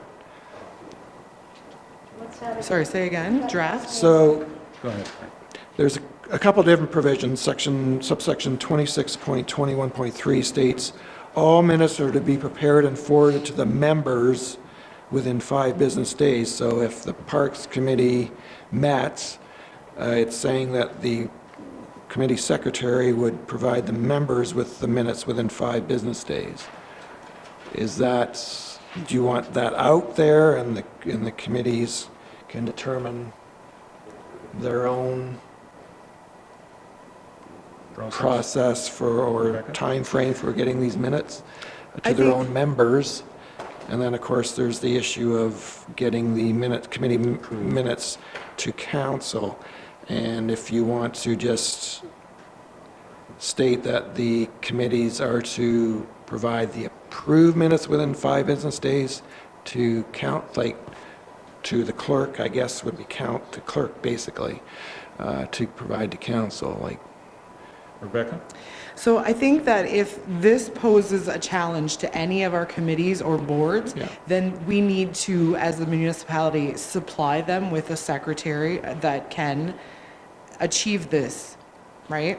If we say 5 days, we just need somebody to do it in 5 days. If we say 10, I mean, that number is up for whatever number we want, but that is our strategic plan to make sure we have communication with the public, and this is one of the ways, right? I mean, if people have a special interest on a committee, they're not going to find out about it until a month and a bit. We certainly don't want to make things onerous on those volunteers and those committees, but at the same time, we do want information to flow to our ratepayers, our public, in a timely fashion. Carol? If this is saying that they be prepared and submitted to the members, are you talking about them coming in here and going on the website as draft? Because that I have a bit of a problem with. No, I think my interpretation is the members of that committee. Yeah. And I So, wouldn't agree as a with draft. having staff take minutes at every one of our committee members. I mean, we have volunteers, they like to do it, that's their commitment. Yeah. And their what they contribute. And you're talking a lot of money. You're talking staff at all these committees. Yeah, there's the 2 items again. It's when the committee minutes are to be presented to the committee members, and then when those committee minutes, whether draft or approved, are to be given to basically council or the clerk for dissemination to council. And certainly if, once we got any draft or approved minutes from the committees, I would assume we would put those on the website as well, in good fashion. Again, this is up to council. If they want only the approved minutes from the committees, some committees do provide drafts. The Rec Advisory do, I believe, or some do, I think. But again, that could be left to the discretion of that committee. Under the direction I of can if you like. It's not an issue. I can have it to the next morning, the draft. But then if you give us 5 days after the following, like in the next month, and give us 5 days after that meeting to do the approved. Oh, no, that's not the intent. We It can doesn't do that. mean you have to approve the draft minutes within 5 days. No. It means once the draft minutes are approved, you have to provide the approved minutes within that 5-day timeframe. Yeah, Yeah. we can do that. Doug? Sorry. I think something like Economic Development Committee, I wouldn't mind seeing us receive those minutes within 5 days after we've had our meeting, the draft minutes. Committee minutes. And the committee minutes, and then we have those. But as far as the other committees I'm on, like I'm thinking the BIA, the Newstead Business, so on, I would think that I would want to wait until they're approved minutes at the next meeting, and then have 5 days. That if you have 5 days to get those in, that should work. But they're approved at that point, because I agree, sometimes there's errors and omissions, and you don't really want to put it out there if it's not right. Right. So I think, and then maybe in the meantime, we can encourage our members of our committees to try to get the information out to their immediate committee within a timely fashion, 5 days, 10 days, whatever. But they are volunteers, like you say, and you know, how much control do we really have on those, you know, putting pressure on getting those minutes? Again, out we there? really don't have control over like the chamber or the BIA in terms of their minutes. But again, it's our more direct committees where we've appointed those members. Appointment bylaw. Carol? I still think 5 days are too tight, because just a couple of committees I'm on, then Tom and I go over those draft minutes, and quite often there are mistakes. So we have to get those corrected before Kathy does up the draft. So 5 days, I do believe, is tight. By the time the volunteer gets the minutes, draft minutes prepared, forward them to us, we look at them, send them back, get them corrected, or else Kathy corrects them. We're a little tight, but in my case, the minutes for my rec committees, the minutes are done here. Once the draft minutes are done, it wouldn't be a problem if you had the email addresses of the committee members. Kathy, when you prepare the minutes, they could at the same time be sent out to the members. I don't know about other committees, but I'm thinking the two rec committees that I'm on. I think 10 days, and they should be approved minutes. So that's a month and 10 days, possibly after meeting. No, 10 days to have the minutes to the members In draft. in draft, and that gives us a goal to get them done. And then the approved minutes, which will be at the following meeting, are then put on the website and are, that's the way I see it. And is that still in 5 days, or? The approved minutes 5 then? be for us in 5 They could days? just email or, Well, No, yeah, and I because guess- they're pretty straightforward, so. Well, Right. Yes. I hope they're, Yeah. you know, a council member who was ever sitting on that, you know, some way. If there's a Here's the small approved change, minutes. make it and send it Yeah, off. here's the approved minutes as amended and whatnot, it's amended and it's, Because you've had all that it's here for time 5 to do days, that. yeah. Yep, I agree. all right. Just a little bit. So 10 days for the committees to get their draft minutes out to the members on those committees to get that communication, that it's not lost. Some, as you said, some only meet quarterly. So, you know, you have a meeting and it's 85 days later that you do up the minutes. You know, Can't even remember yeah. whether they're correct or not. There could be some of the content lost. So in 10 days, I mean, what we're trying to do here is, in 10 days after the meeting, have those out to your members so that the committees, I think it's a way to get the committees working a little bit better. And then 5 days after the next meeting, when the minutes have been approved from the prior meeting, get them in here to Mark. Yeah. So Carol. just for clarification, we're saying 10 days after the meeting, the draft. volunteer secretary and should have the draft minutes done, and they should have been Yeah. Given to looked the at committee and members. submitted. I think that's fair, because again, they are volunteers, they do Yeah. have other things to do, and I they're want to make it too. doing us a service by taking minutes. It's a trade. And it's 2 weeks. I mean, really, it's 10 days, but 10 business Yeah. days, it's 2 weeks. Bev? I think what would really help with this would be a template for minutes. Because when you have a volunteer group, and there could be a change of volunteers and somebody says, oh, I'll do the minutes, there really is no direct way of somebody's moving and seconding, somebody is, approving this, could we have a template for municipal minutes for committees to go out to and let them look at it and see it and work with that and make it so much simpler? And also maybe just a set of rules as to how these minutes are to be taken. Do we need every piece of information that's discussed? No, we need to know if there's motions and things like that. Like it can be finited down, I'm sure, but volunteers maybe don't know how that works, and I think that would be a big help. Yeah, Thoughts, Mark? when the procedure bylaw is passed by council, I did envision probably having some kind of communication, whether in person or by email, to these committee secretaries and just note some of the changes and some of the requirements. In the past, we have discussed certain aspects of minute taking, such as, using the Verdana or Arial size 12 font for accessibility. Don't use italics, that kind of thing, for accessibility purposes. So that's been communicated, but to be honest, those committee minutes are coming in all kinds of forms and fashions, whether handwritten, typed all in capital letters. So there is some work required, and yes, I agree with Councillor Cutting that it'll probably be incumbent upon me to do that. And I know we have staff that are better than I am at accessibility formatting.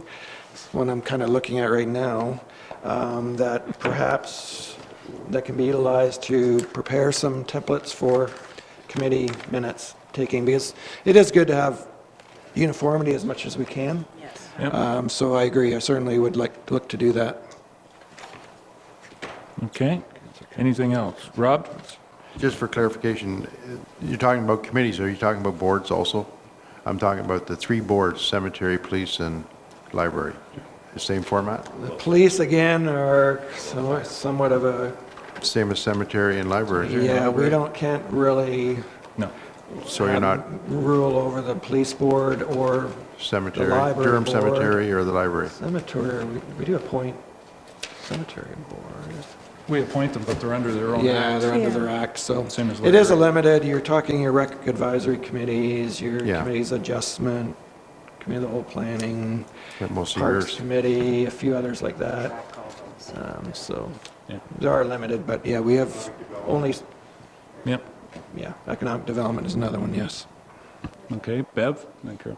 I think maybe what would be a good thing too is to have a very short seminar so that people can ask questions, because I know that over the years, I mean, many, many years, I've been asked if I would take minutes, and I get in anxiety mode because I think, I don't know how to take minutes, I don't know what they want, and so it gets passed off to somebody else who's probably no better than I am at doing it. But if there was just a little question answer, this is what we're looking for, this is what you do, you don't record every comment, maybe, like I would maybe even take on doing minutes if I had a better idea as to how they were to look and be done, and Certainly, my association, the Association of Municipal Managers, Clerks and Treasurers of Ontario, does have various workshops and papers, one including on minute taking. And I may have that in my files somewhere there that years ago I had taken it, and sometimes it's always good for a refresher anyways, but certainly we can do that. We can look to have a seminar, hopefully that would be, or a day or two that might be made available to these. A day or two? Different day or two, if need be, to accommodate all the I think it's a- various people, but not for a whole day or two, that would Is there an be. exam? Yeah. Well, okay, if you Yeah, wish. yes, we could do that I too. don't know, I might fail that. Set up a day or two, it wouldn't, I was thinking don't an think of it. hour. Yeah, that's what I think he meant. Carol? Eunice told me that there is a template for minutes. So, and secondly, just to clarify then, as far as joint boards or multi-boards, we're not looking, this is strictly committees Yep. of our own West Grey. Okay, thank you. Exactly. Okay. So the next So item. will we let Oops, the sorry. minutes show that conversation, Mark? Yeah. It's gone on long And I enough. want it in a week. I'll do my best. Okay, no. Next The one. next Corner. relates to section 27.0, Committee of Adjustments. The Committee of Adjustment, of course, is constituted all of council. It deals with severance and minor variance approvals. The Act itself, section 44 brackets 5, the Planning Act that is, does actually state where a committee is composed of more than 3 members, which of course it's composed of 7, that a quorum is actually deemed as being 3 members. Now, in our current procedure bylaw, we don't use that. We have always used a quorum being a majority, meaning 50% plus 1. But that is available. I know in the past, council has thought a committee of less than a majority of the members of council or the committee making a decision on maybe even some potentially important issues may not be appropriate or advisable, but that is available in the Act. I don't think there's anything that, again, restricts it to making it a little more onerous in terms of the quorum definition. So I'm looking to see whether or not council wants to avail itself of that quorum under the Planning Act, or just retain the 50% plus 1 for that committee as well as council and all other committees. Thoughts? Carol? I just have a question. Is that just for Committee of Adjustment, or is it also for Yes. Planning? It's only in the Committee of Adjustment. Committee of Adjustment. I'm more comfortable with what we take as a quorum, with 50% of plus 1. All right. A little more We've never had an issue with that committee. 3 consensus is good, all right? less than quorum. And then again, once council or committee of the whole recommends approval of the procedure bylaw obviously by bylaw, there is a requirement under notice bylaw number 3 of 2003 to declare that at an open meeting of council, that the subject bylaw will be placed on the next regularly scheduled meeting of council. And of course, that notice will go on the agenda on the website. So there'll be some requirement there to give proper notice. And lastly, Bill 68, of course, was an omnibus bill. There's a lot of different changes. Main ones to us being relating to the Municipal Act and the Municipal Conflict of Interest Act. But there's also a section in the Municipal Act that requires the municipality to adopt and maintain a policy in which the municipality will protect and enhance the tree, canopy, and natural vegetation in the municipality. That commencement date for that policy is March 1st, 2019. I'm not proposing to fiercely write such a policy at present. I want to see how that evolves, whether or not it piggybacks the county official plan in terms of their significant woodlands policies. I probably will have a discussion with, we do meet occasionally with, on a Grey County level with the different planners in Grey County and clerks, and we'll probably have discussion that'll probably evolve in terms of what those requirements will be. So just so you know, that'll be another policy to implement in the future. I don't know if there's Nobody any wants other to comment. questions relating to the procedure bylaw at this time. Rebecca? Just on that last one. Carol, push the button. March 1st is the commencement date for that policy. Sorry, what is our plan before March 1st? 2019. Oh, 19, sorry. So it would be brought we'll back, check with the county. as noted in my report, at some point in good time prior to March 1st, we would introduce a policy, but not, I would envision, within the next month or two. Yeah, it's a whole year Yeah, away, it's a but whole year. time does fly. When you're there are some municipalities out there, I think the city of Ottawa has one. I'm not sure the city of Toronto, they're under a different act, so it doesn't make any difference with them. Actually, Yeah, the city of Ottawa actually has an urban forest policy, and their city clerk solicitor indicated that, in his mind, that was adequate to meet the requirements of that provision. We do not have an urban forest or rural forest policy. The county does, and again, significant woodlands, they have a tree cutting policy, so we'll have to see if those can be utilized. But there may be some repercussions perhaps in terms of enforcement. and quite frankly, you take a look at West Grey and the amount of tree cover we have, I believe is somewhere in the neighborhood of 30%. Might even be higher than that. I'm being a little conservative. Wellington County, of course, has their million tree. They've got their own arboretum and growing trees and planting trees, for the simple fact that Mapleton, I believe when they started that, was under 5% coverage in the municipality of Mapleton. Is there areas out there that, have been devastated or have been cut off and cleared for all different types of purposes? Yes, but you take a look and how much of this does that apply to West Grey or even Grey County as a whole?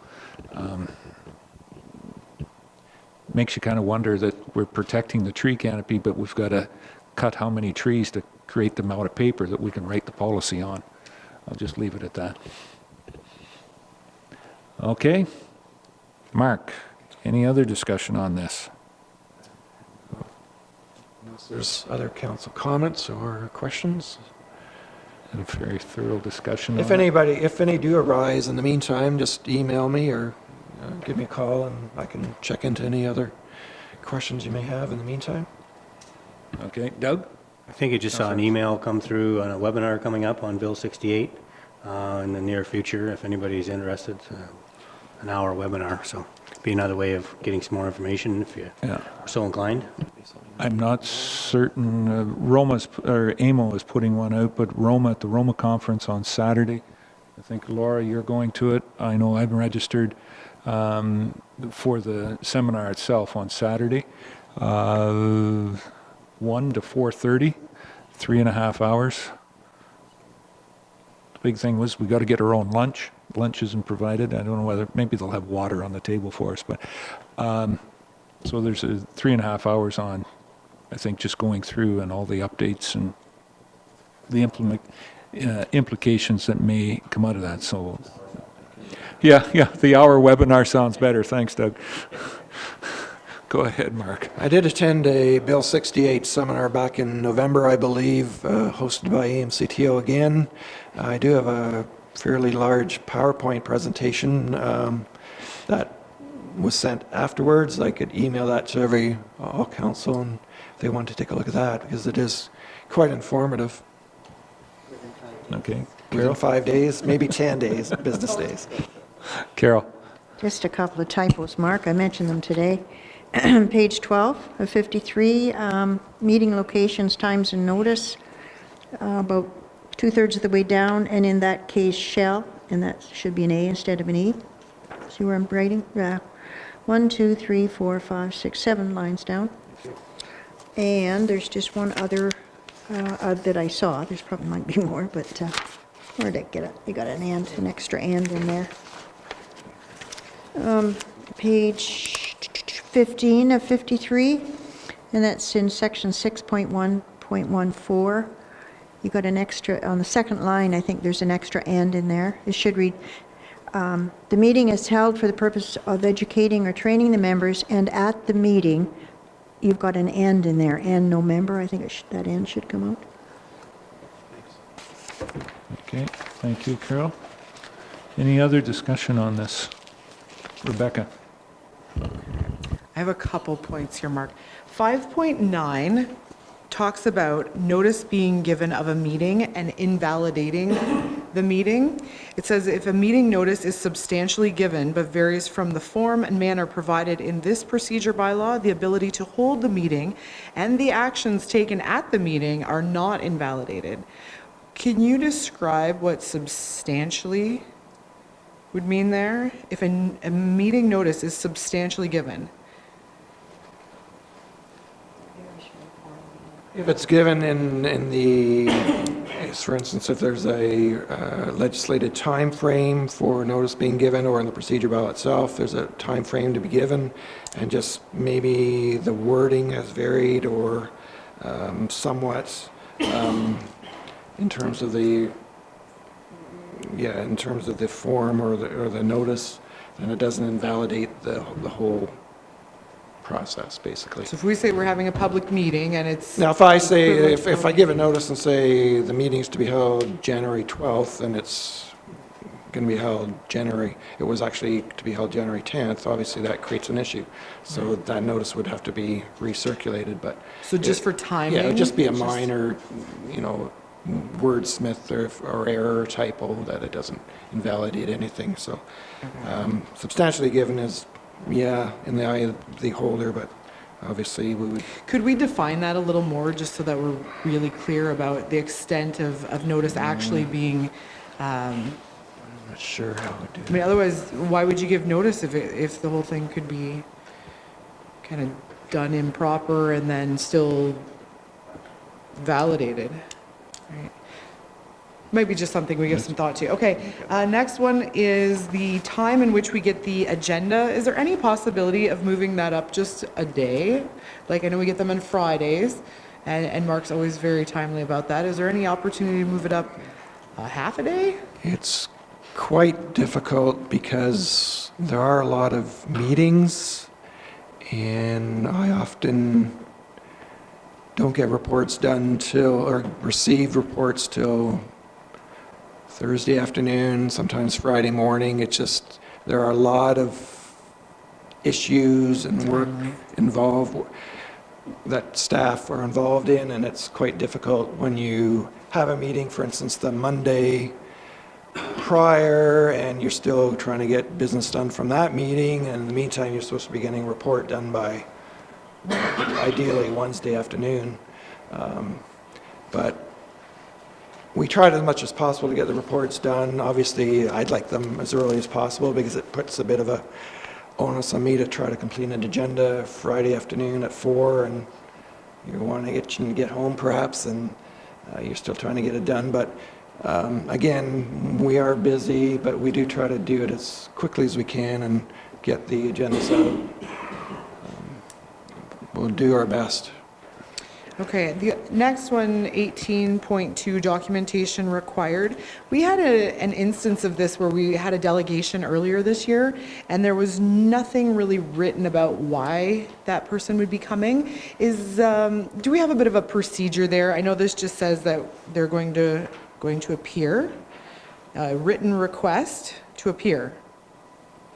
Yeah. I think it would benefit all of council if we knew what it was about, and then that way we had some idea, topic or legislation that we'd be looking at. And that's the intent of this clause. To be honest, probably the existing procedure bylaw does somewhat stipulate that requirement, and perhaps it hasn't been enforced like it should have been, but I'll definitely try to do that because I am cognizant of council's concern in that regard.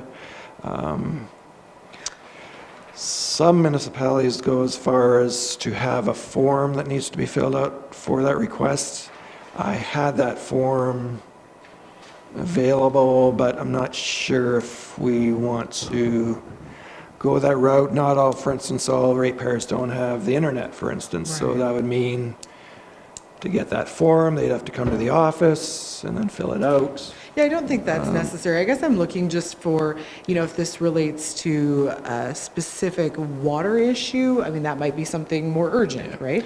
And I Or think, if- yeah, I agree, and certainly, to be honest, sometimes council can be blindsided by some things, and I think it's important to know exactly what that delegation is attending the meeting for, so I'll definitely be more forceful in permitting or requiring that written request.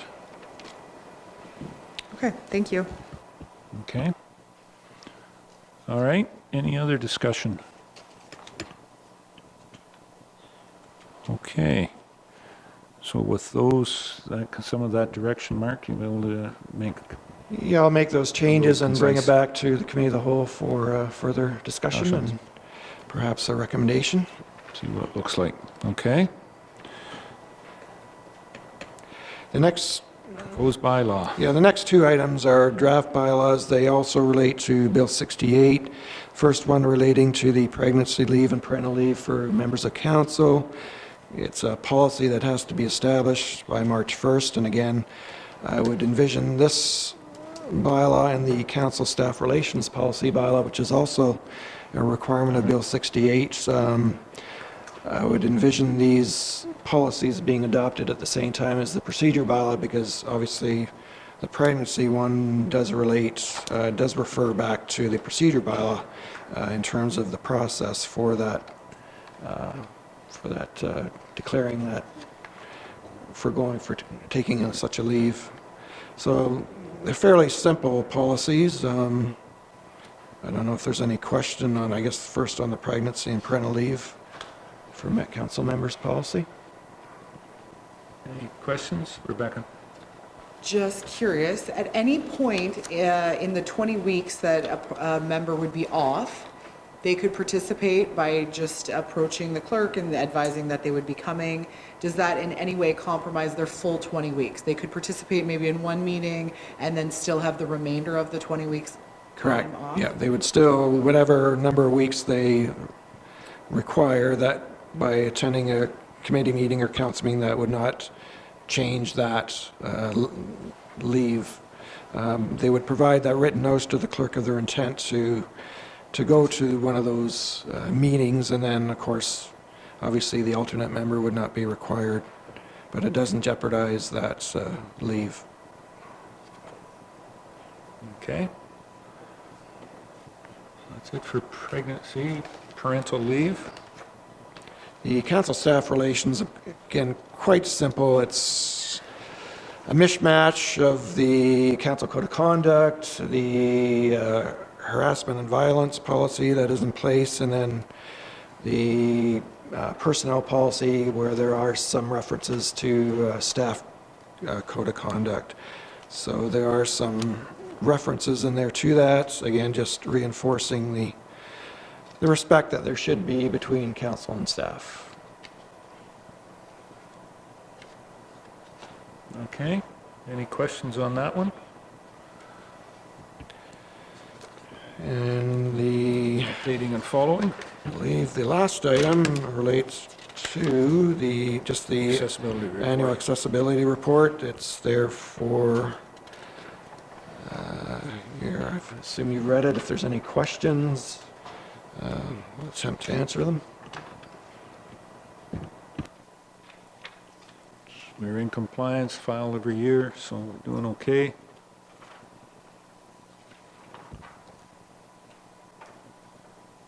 No questions on those ones? All right. Any other questions for Mark at this time? Seeing none? Oh, Bev? Sorry, I could bring this up because it's public.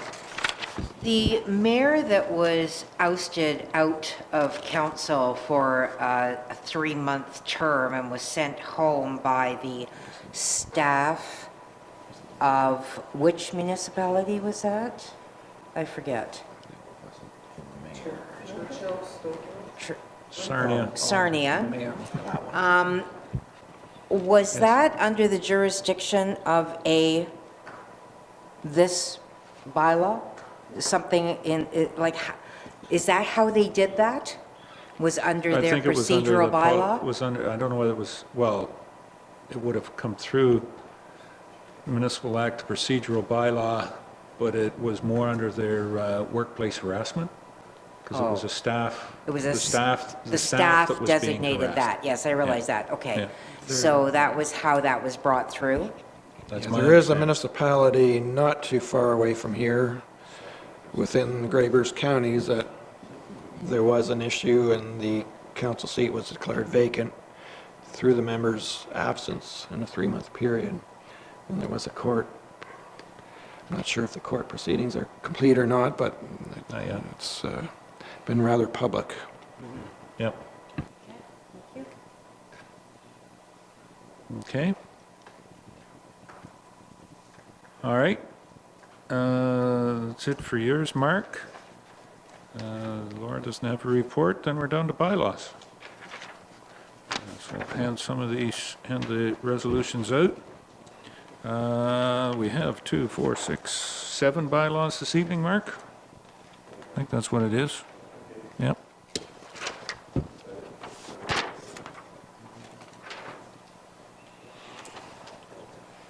The direct motion for that.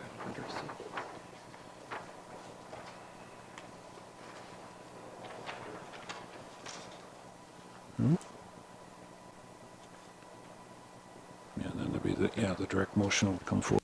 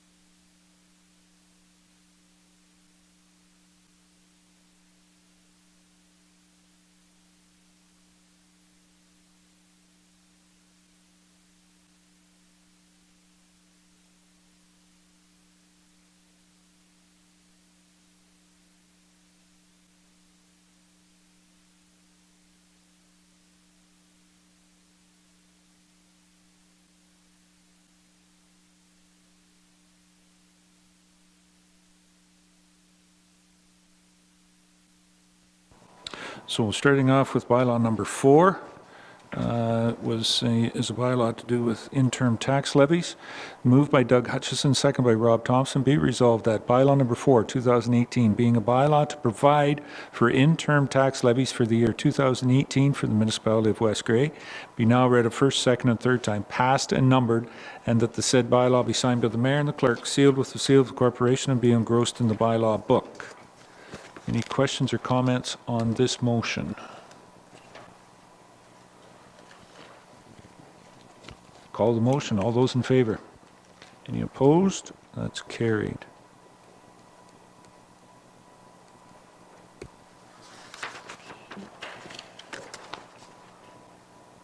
Next one is, this one was come out of our zoning bylaw amendment and was proposed to pass our planning committee had recommended it.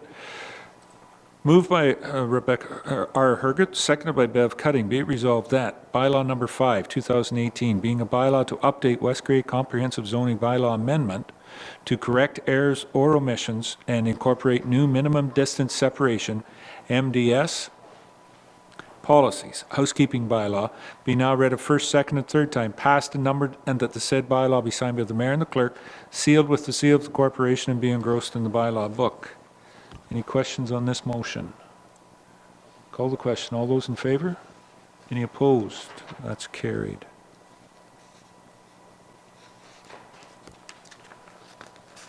Thank you, Mark.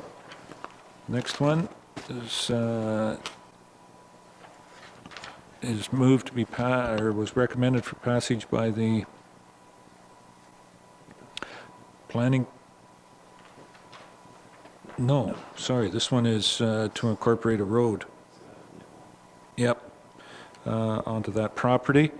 Have a motion moved by Rob Thompson, seconded by Doug Hutchison. Be it resolved that bylaw number 6, 2018, being a bylaw to assume PIN 37226-0125, Part Lot 27, Concession 2, EGR Glenelg, Point 3, 16R 8548, Municipality of West Grey, into the municipal road system, be now read a first, second, and third time, passed and numbered, and that the said bylaw be signed by the mayor and the clerk, sealed with the seal of the corporation, and be engrossed in the bylaw book. Mark, comments? For councils, as a reminder, this bylaw will assume into the municipal road system Part 3 on Concession 2 WGR of the reference plan stated, because there's a 1-foot reserve, and by assuming the road allowance, it will remedy a question of whether or not the abutting property owner has legal access to the property. So by incorporating that into the road allowance, it does abut a road allowance, and therefore that individual has legal access. Or can get legal access off the road allowance.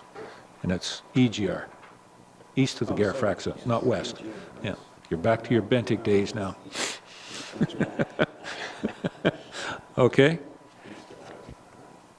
Any other questions on the motion? Call the question. All those in favor? Any opposed? That's carried.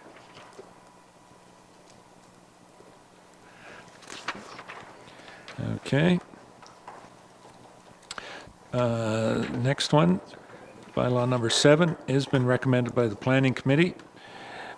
It's moved by Carol Lawrence, seconded by Bev Cutting. Be it resolved that bylaw number 7, 2018, being a bylaw to rezone Part Lot 4, Lot 5, Queen Street, WS Plan 500, former town of Durham, Gilkinson, ZA-09-17, be now read a first, second, and third time, passed as amended and numbered, and that the said bylaw be signed by the mayor and the clerk, sealed with the seal of the corporation, and be engrossed in the bylaw book.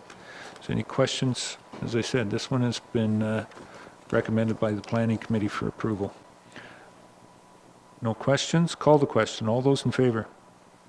Those opposed? That's carried. Bylaw number 8 is an amending bylaw of bylaw number 73, 2016.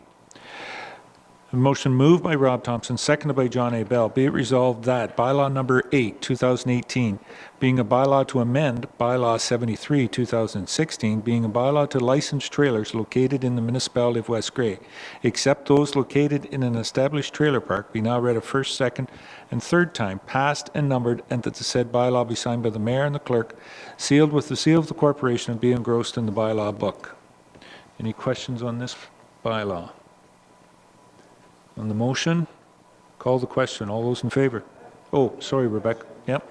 So are we going to be policing this as well? We had previously talked about some enforcement mechanism on trailers.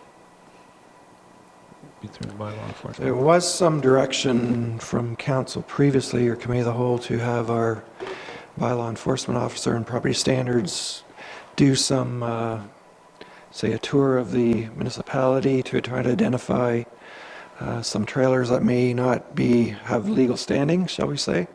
So I do believe Jennifer is interested in doing that. It would be appropriate to do so probably in the spring, I would think. So she has indicated she's willing to do that. So when the appropriate time arises, she will endeavor to do so.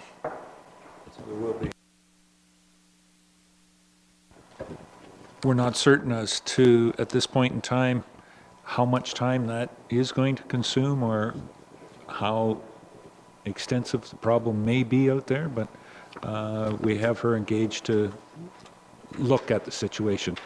Rebecca? So with that being said, would we go ahead and promote compliance with this before we start enforcement, like possibly advertising that this is something that we are going to take up under bylaw enforcement? You're doing it right now in front of that camera. Okay, well, Yes.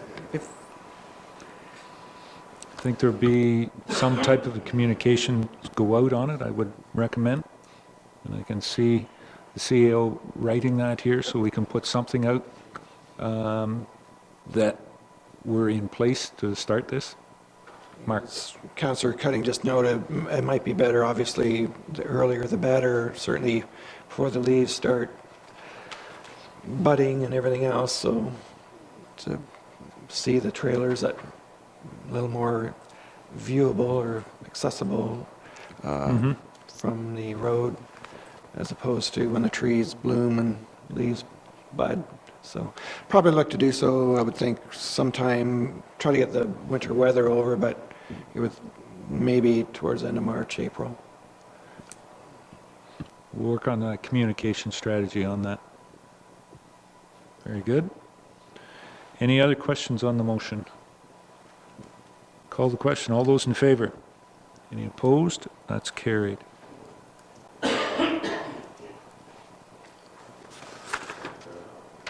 And bylaw number 9 is from Brent's, is a bylaw on the Municipal Boundary Road Agreement between the Municipality of West Grey and the Township of Chatsworth. Moved by Bev Cutting, second by R. Hergood. Be resolved that bylaw number 9, 2018, being a bylaw to enter into a boundary road agreement between the Municipality of West Grey and the Township of Chatsworth, except those located in an established trailer park, be now read a first and second and third time, passed and I, whoa. Well, I think it is, but it's just, there's a, Yeah, a little bit. Zero provision. We'll delete that one part. thank you. Thank you. If the mover and seconder are fine, there seemed to be a copying problem there. Removing except those located in an established trailer park. We're good with that? Thank you. I will start again. Be it resolved that bylaw number 9, 2018, being a bylaw to enter into a boundary road agreement between the Municipality of West Grey and the Township of Chatsworth, be now read a first, second, and third time, passed and numbered, and that the said bylaw be signed by the mayor and the clerk, sealed with the seal of the corporation, and be engrossed in the bylaw book. That reads a little better. Thank you. Any other questions on this motion? Call the question. All those in favor? Any opposed? That's carried. All right. Bylaw number 10 is confirming, moved by John A. Bell, second by Rob Thompson. Be it resolved that bylaw number 10, 2018, being a bylaw to confirm the proceedings of the January 15th, 2018 council meeting, be now read a first, second, and third time, passed and numbered, and that the said bylaw be signed by the mayor and the clerk, sealed with the seal of the corporation, and be engrossed in the bylaw book. Any questions on this motion? Call the question. All those in favor? Any opposed? That's carried. Here we are, Mark. Thank you. Okay. New business. Oh, sorry. Addendums. Notice motion or a direct motion. I had given indication as a direct motion to declare January 27th Family Literacy Day. To make that proclamation. Any other direct motions? Notice motion? Okay, I'll need a 2/3 majority to introduce that. All those in favor of introducing? Declare the 2/3 met. You got one there, Mark?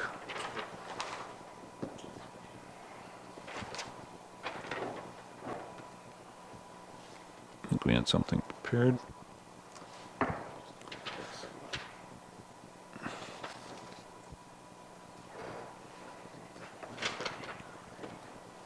Oh, yes. Yes, sorry.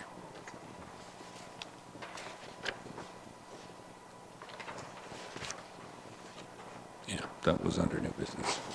Yep. Okay, I have a motion moved by Bev Cutting, second by Carol Lawrence. Be it resolved that the Council of the Municipality of West Grey hereby proclaims January 27, 2018 as Family Literacy Day as requested by the South Grey Bruce Youth Literacy Council.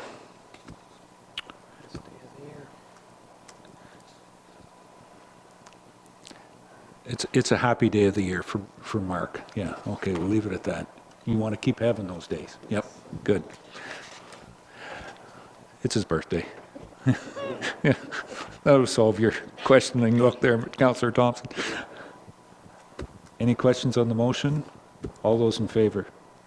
Any opposed? That's carried. No, you don't want to quit having those. Does that get the $500 to them as well? Actually, it will be brought forward by our treasurer, probably the next meeting. Yeah. I was a little anxious to get Adam going. I should have, there was one point of new business that I did want to bring up from the previous meeting. We had some discussion, and my fault, I'll take full responsibility for that, of not officially giving direction to staff to investigate the designation of the Carnegie Library building. We discussed it, but we never actually give a direction on that. I think kind of verbally, but I would feel a lot more comfortable, and I know staff certainly would, because there may be some costs involved with the library building, and if we're thinking of putting a designation on that, as previously discussed, then we should introduce that as a, you want to do this one as a notice of motion or a direct motion, Mark? Would we set a cost? Would we set a limit to that? Or do we have an estimation of how much that may cost? Go ahead, Laura. Through you, Mayor Eccles, I would recommend that we, at this point, we're just investigating what it would look like, and part of that investigation would include potential costs, so I don't think a limit would be necessary. So what we're doing right now is no cost, and it would bring back a report that would entail the costs. That's correct. Giving staff direction to start, get the information for us, and the estimate. Bev? It would also, I hope, give us information as to the pros and cons to designating it, because there are some definite cons to designating a building. So I would like to know what those are and weigh those out in terms of that particular building and what we're going to do with it. So I would like to know what those are. Yes. Okay, Doug? And I was just going along with that. If we designate it, then what does that mean in terms of funding restrictions and that type of thing? I thought it already was designated as a Carnegie building, but maybe people just call it that, but it's not designated. It's not designated as Yeah. No, it's historic, yeah. They're the heritage designation, I mean, yeah. Yeah. So It's maybe- recognized as being a Carnegie, but it's just putting the designation. Right. Okay? Going back now, I would, if we would, council would entertain me, I'll need another vote, 2/3 majority, to entertain a direct motion for staff to start working on getting the information on heritage designation on the Carnegie Library building in Durham. 2/3, all those in favor of introducing that motion? Any opposed? Declare we have 2/3 to introduce that direct motion.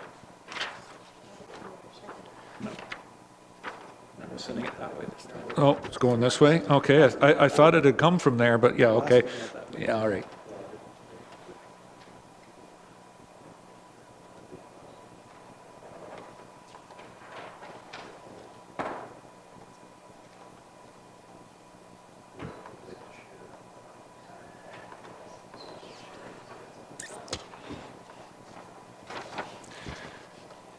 Okay, I have a motion moved by John A. Bell, seconded by Doug Hutchison. Be resolved that the Council of the Municipality of West Grey hereby gives direction to staff to investigate the process of placing a heritage designation on the former Durham Public Library building. Any questions, comments on the motion?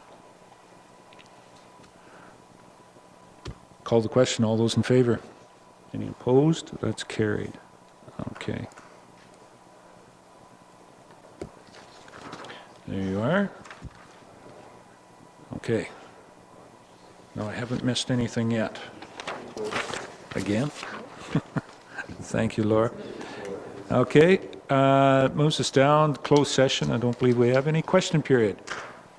Anybody in the audience of question period know the process of 2 minutes, anything that's on the agenda? Ms. Hamilton, Beth.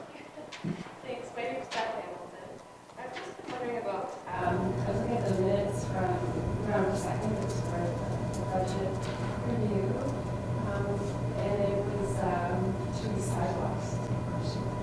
So in the minutes, it was noted that areas where the sidewalks posted as no winter maintenance, that these sections would be considered for sidewalk removal was the condition of deterioration. So I guess it's a two-part question. The first part being how are sidewalks determined not to have winter maintenance? How is that designation happening?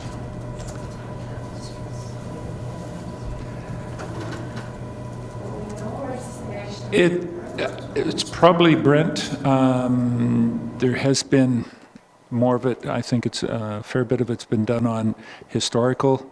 This side's been done, this side hasn't been done for years. The biggest thing out there today, because of liability issues, and the municipality has had that problem, that now we have to sign it so that people can read the sign and then disobey it if they want anyways. That's why the signs are up, but it's more on historical, access to business sections and whatnot. And certainly some of it has to do with cost effectiveness.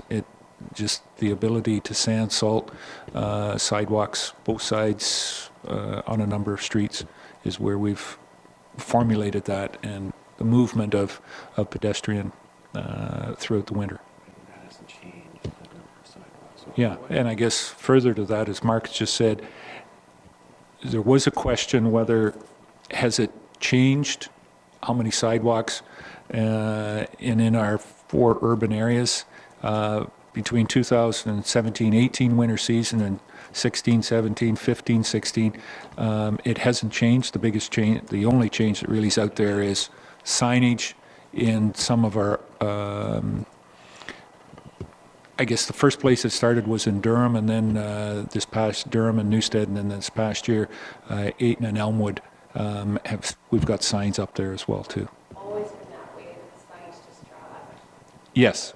Yep. And then I guess my other question would be, in the minutes that when certain sidewalks deteriorate, they would be removed. Yes. So is that suggesting that some roads that have 2 sidewalks may just become a 1 sidewalk road?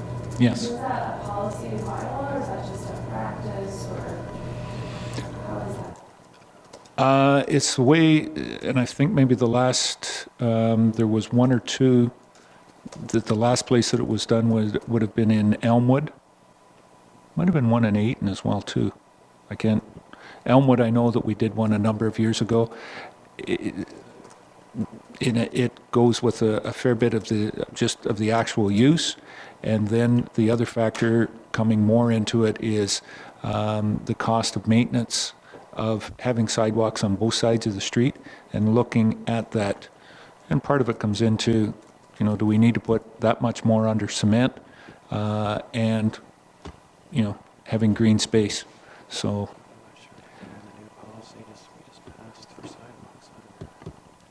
Yeah, and as Mark is just saying to me, I don't think it's in the new policy under sidewalk. I know Brent has just done one, and I can't tell you off the top of my head, Beth, whether that is absolutely in there, but I know it's a direction that this council is promoting and pushing. Yes, we want sidewalks, we want the availability, but we want, the best usage that we can, and to maximize our ability to have them out there. Okay? Rick? I would just go one point further there too. Instead of building up concrete all the time, we can have more green space, which helps with water drainage too. So even in new subdivisions, we're not even requiring new sidewalks everywhere. We are definitely trying to assess the maintenance that goes along with it. Yep. Okay, thank you. Okay, any other questions? Mr. Trimble? Matt? patronizing remark this afternoon about that speaker, which was really good tonight. And that's what I've been kind of asking you for the last 4 or 5 years on economical development.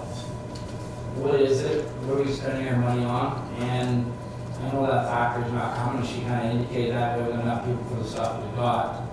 So can we now start designating that money to what we have here, our downtowns, our businesses that have employees, that to keep what jobs we got? And in fairness, I did talk to Laura this week. It was a very good conversation, but that speaker was great tonight, and she was one of the forces behind downtown Hanover's. Yes. And I had a little chapter about when I found out she did that. And she really feels that worked in Hanover. I think it works in Walkerton. And just with this big gate coming, if it is coming, it might be a way of helping the downtown people that are going to lose business say, you know what, we're doing this, we want, that $500 is a waste of time. I think we need to say, and there's got to be grants out there, we maybe need to say, you know what, if you spend $10,000, we'll match it. With obviously with quotes and stuff. Here, Newstead, Ayton, Elmwood, that might draw more people here than the factory we think we're getting. Because they come in today looking to buy some industrial then, and Mark didn't have anything to sell in town. There is, there's potential room in Newstead. I want something in Durham. Durham. In Durham, I want Very clear. So I think that was an opportunity, and you know, I was lonely, so I thought, well, trucks. But just, and Laura, we did talk about it, I think that was, takes up from her saying that we really don't need to create new jobs, we need to keep the jobs we got here, we've got enough people now. I don't know how much money we got on that, and if development charge money, I don't know for sure how that works, but that could go towards something too, I think would be money well spent. Thank you, and in that, I don't believe there was a question, it was as much as a statement that, I'm asking a question, I need to give me an answer. If that economical money could be used for that, other than looking for that, or what's it used on now? Or can we have a different, yeah. the economic development, yes, we've had small amounts, and as you said, it probably isn't enough for facade improvement. We have doubled that this year. It's up to 1,000, is it? But I think going forward, and as you said, with some of the development, certainly on the Highway 6 corridor, the connecting link coming through Durham, we will be looking at substantially upping that to do the improvement of the downtown core. So it is on there. What our economic development at this point in time, there is some money aside to find or develop some industrial. Town of Durham, Village of Newstead did that a number of years ago. Yes, we're down to the point now where it is getting a little bit scarce. So we've got to look at that, trying to have it in a service position. Some of the other money in economic development certainly has gone, beautification of the municipality to entice individuals, that this is a good place to be, and working with, job fairs. A lot of that, when you get into economic development, just as you said, Don, it's not just on, running around, circulating throughout the province, throughout Canada, trying to find that large automotive plant or manufacturing plant. We have put some money into smaller ventures of helping and supporting some of our businesses that are here. Can we do more? Every time, absolutely. So, look, stay tuned. Grant money for that or not? There's always grant money out there, but how do you qualify? Do you qualify? And is it available this year? I think there might be. but, it's trying to search. Maybe we need Trivago to look at all of those websites that have it in the province and see whether it's applicable this time around. I know that, yes, you're right, Hanover during their homecoming invested hugely into that. There's always the question, did it, has it? I don't know. It's very difficult to quantify. Where is the right cutoff point or benchmark point for that type of investment? Rebecca. I was just going to say, it seemed like Savannah had a plan there for the community improvement plans, and it possibly through the county, depending if you go with a template or if you go with a county-wide one, it seems like that might present a lot more options for working together, every municipality having a improvement plan, and then we would have designated resources for that community improvement area. So, I mean, working together with the county seems like a good option to get us where we need to be. Using some of their expertise. Okay. Thanks, Don. Beth? Kathy? Adam? Council? Very good. No Municipal Act notices, Mark? No? Then we need adjournment. Oh, sorry. Doug has a question. Just one question. Regarding the Committee of Whole meeting on the 29th of January, I have it down that we're meeting at the old library. Did that get changed, or I'm not sure why I made it? Well, it was January, though. I know we met one other time there. That wasn't planned? No. Wasn't planned? Meeting Okay. is here. Okay. Yeah. Yeah, well, I don't know. It'll why be I a had shorter that. meeting because the heat's down quite low there. I'm not sure. Not sure why I had that. Okay, thank you. Okay. All right. Good clarification. Yeah. Next Committee of the Whole. All right, I'll take a motion to adjourn.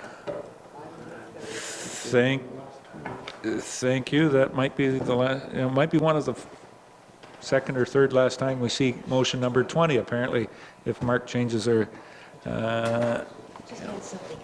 all those in favor? That's carried. Good. Done. We stand adjourned. Thank you.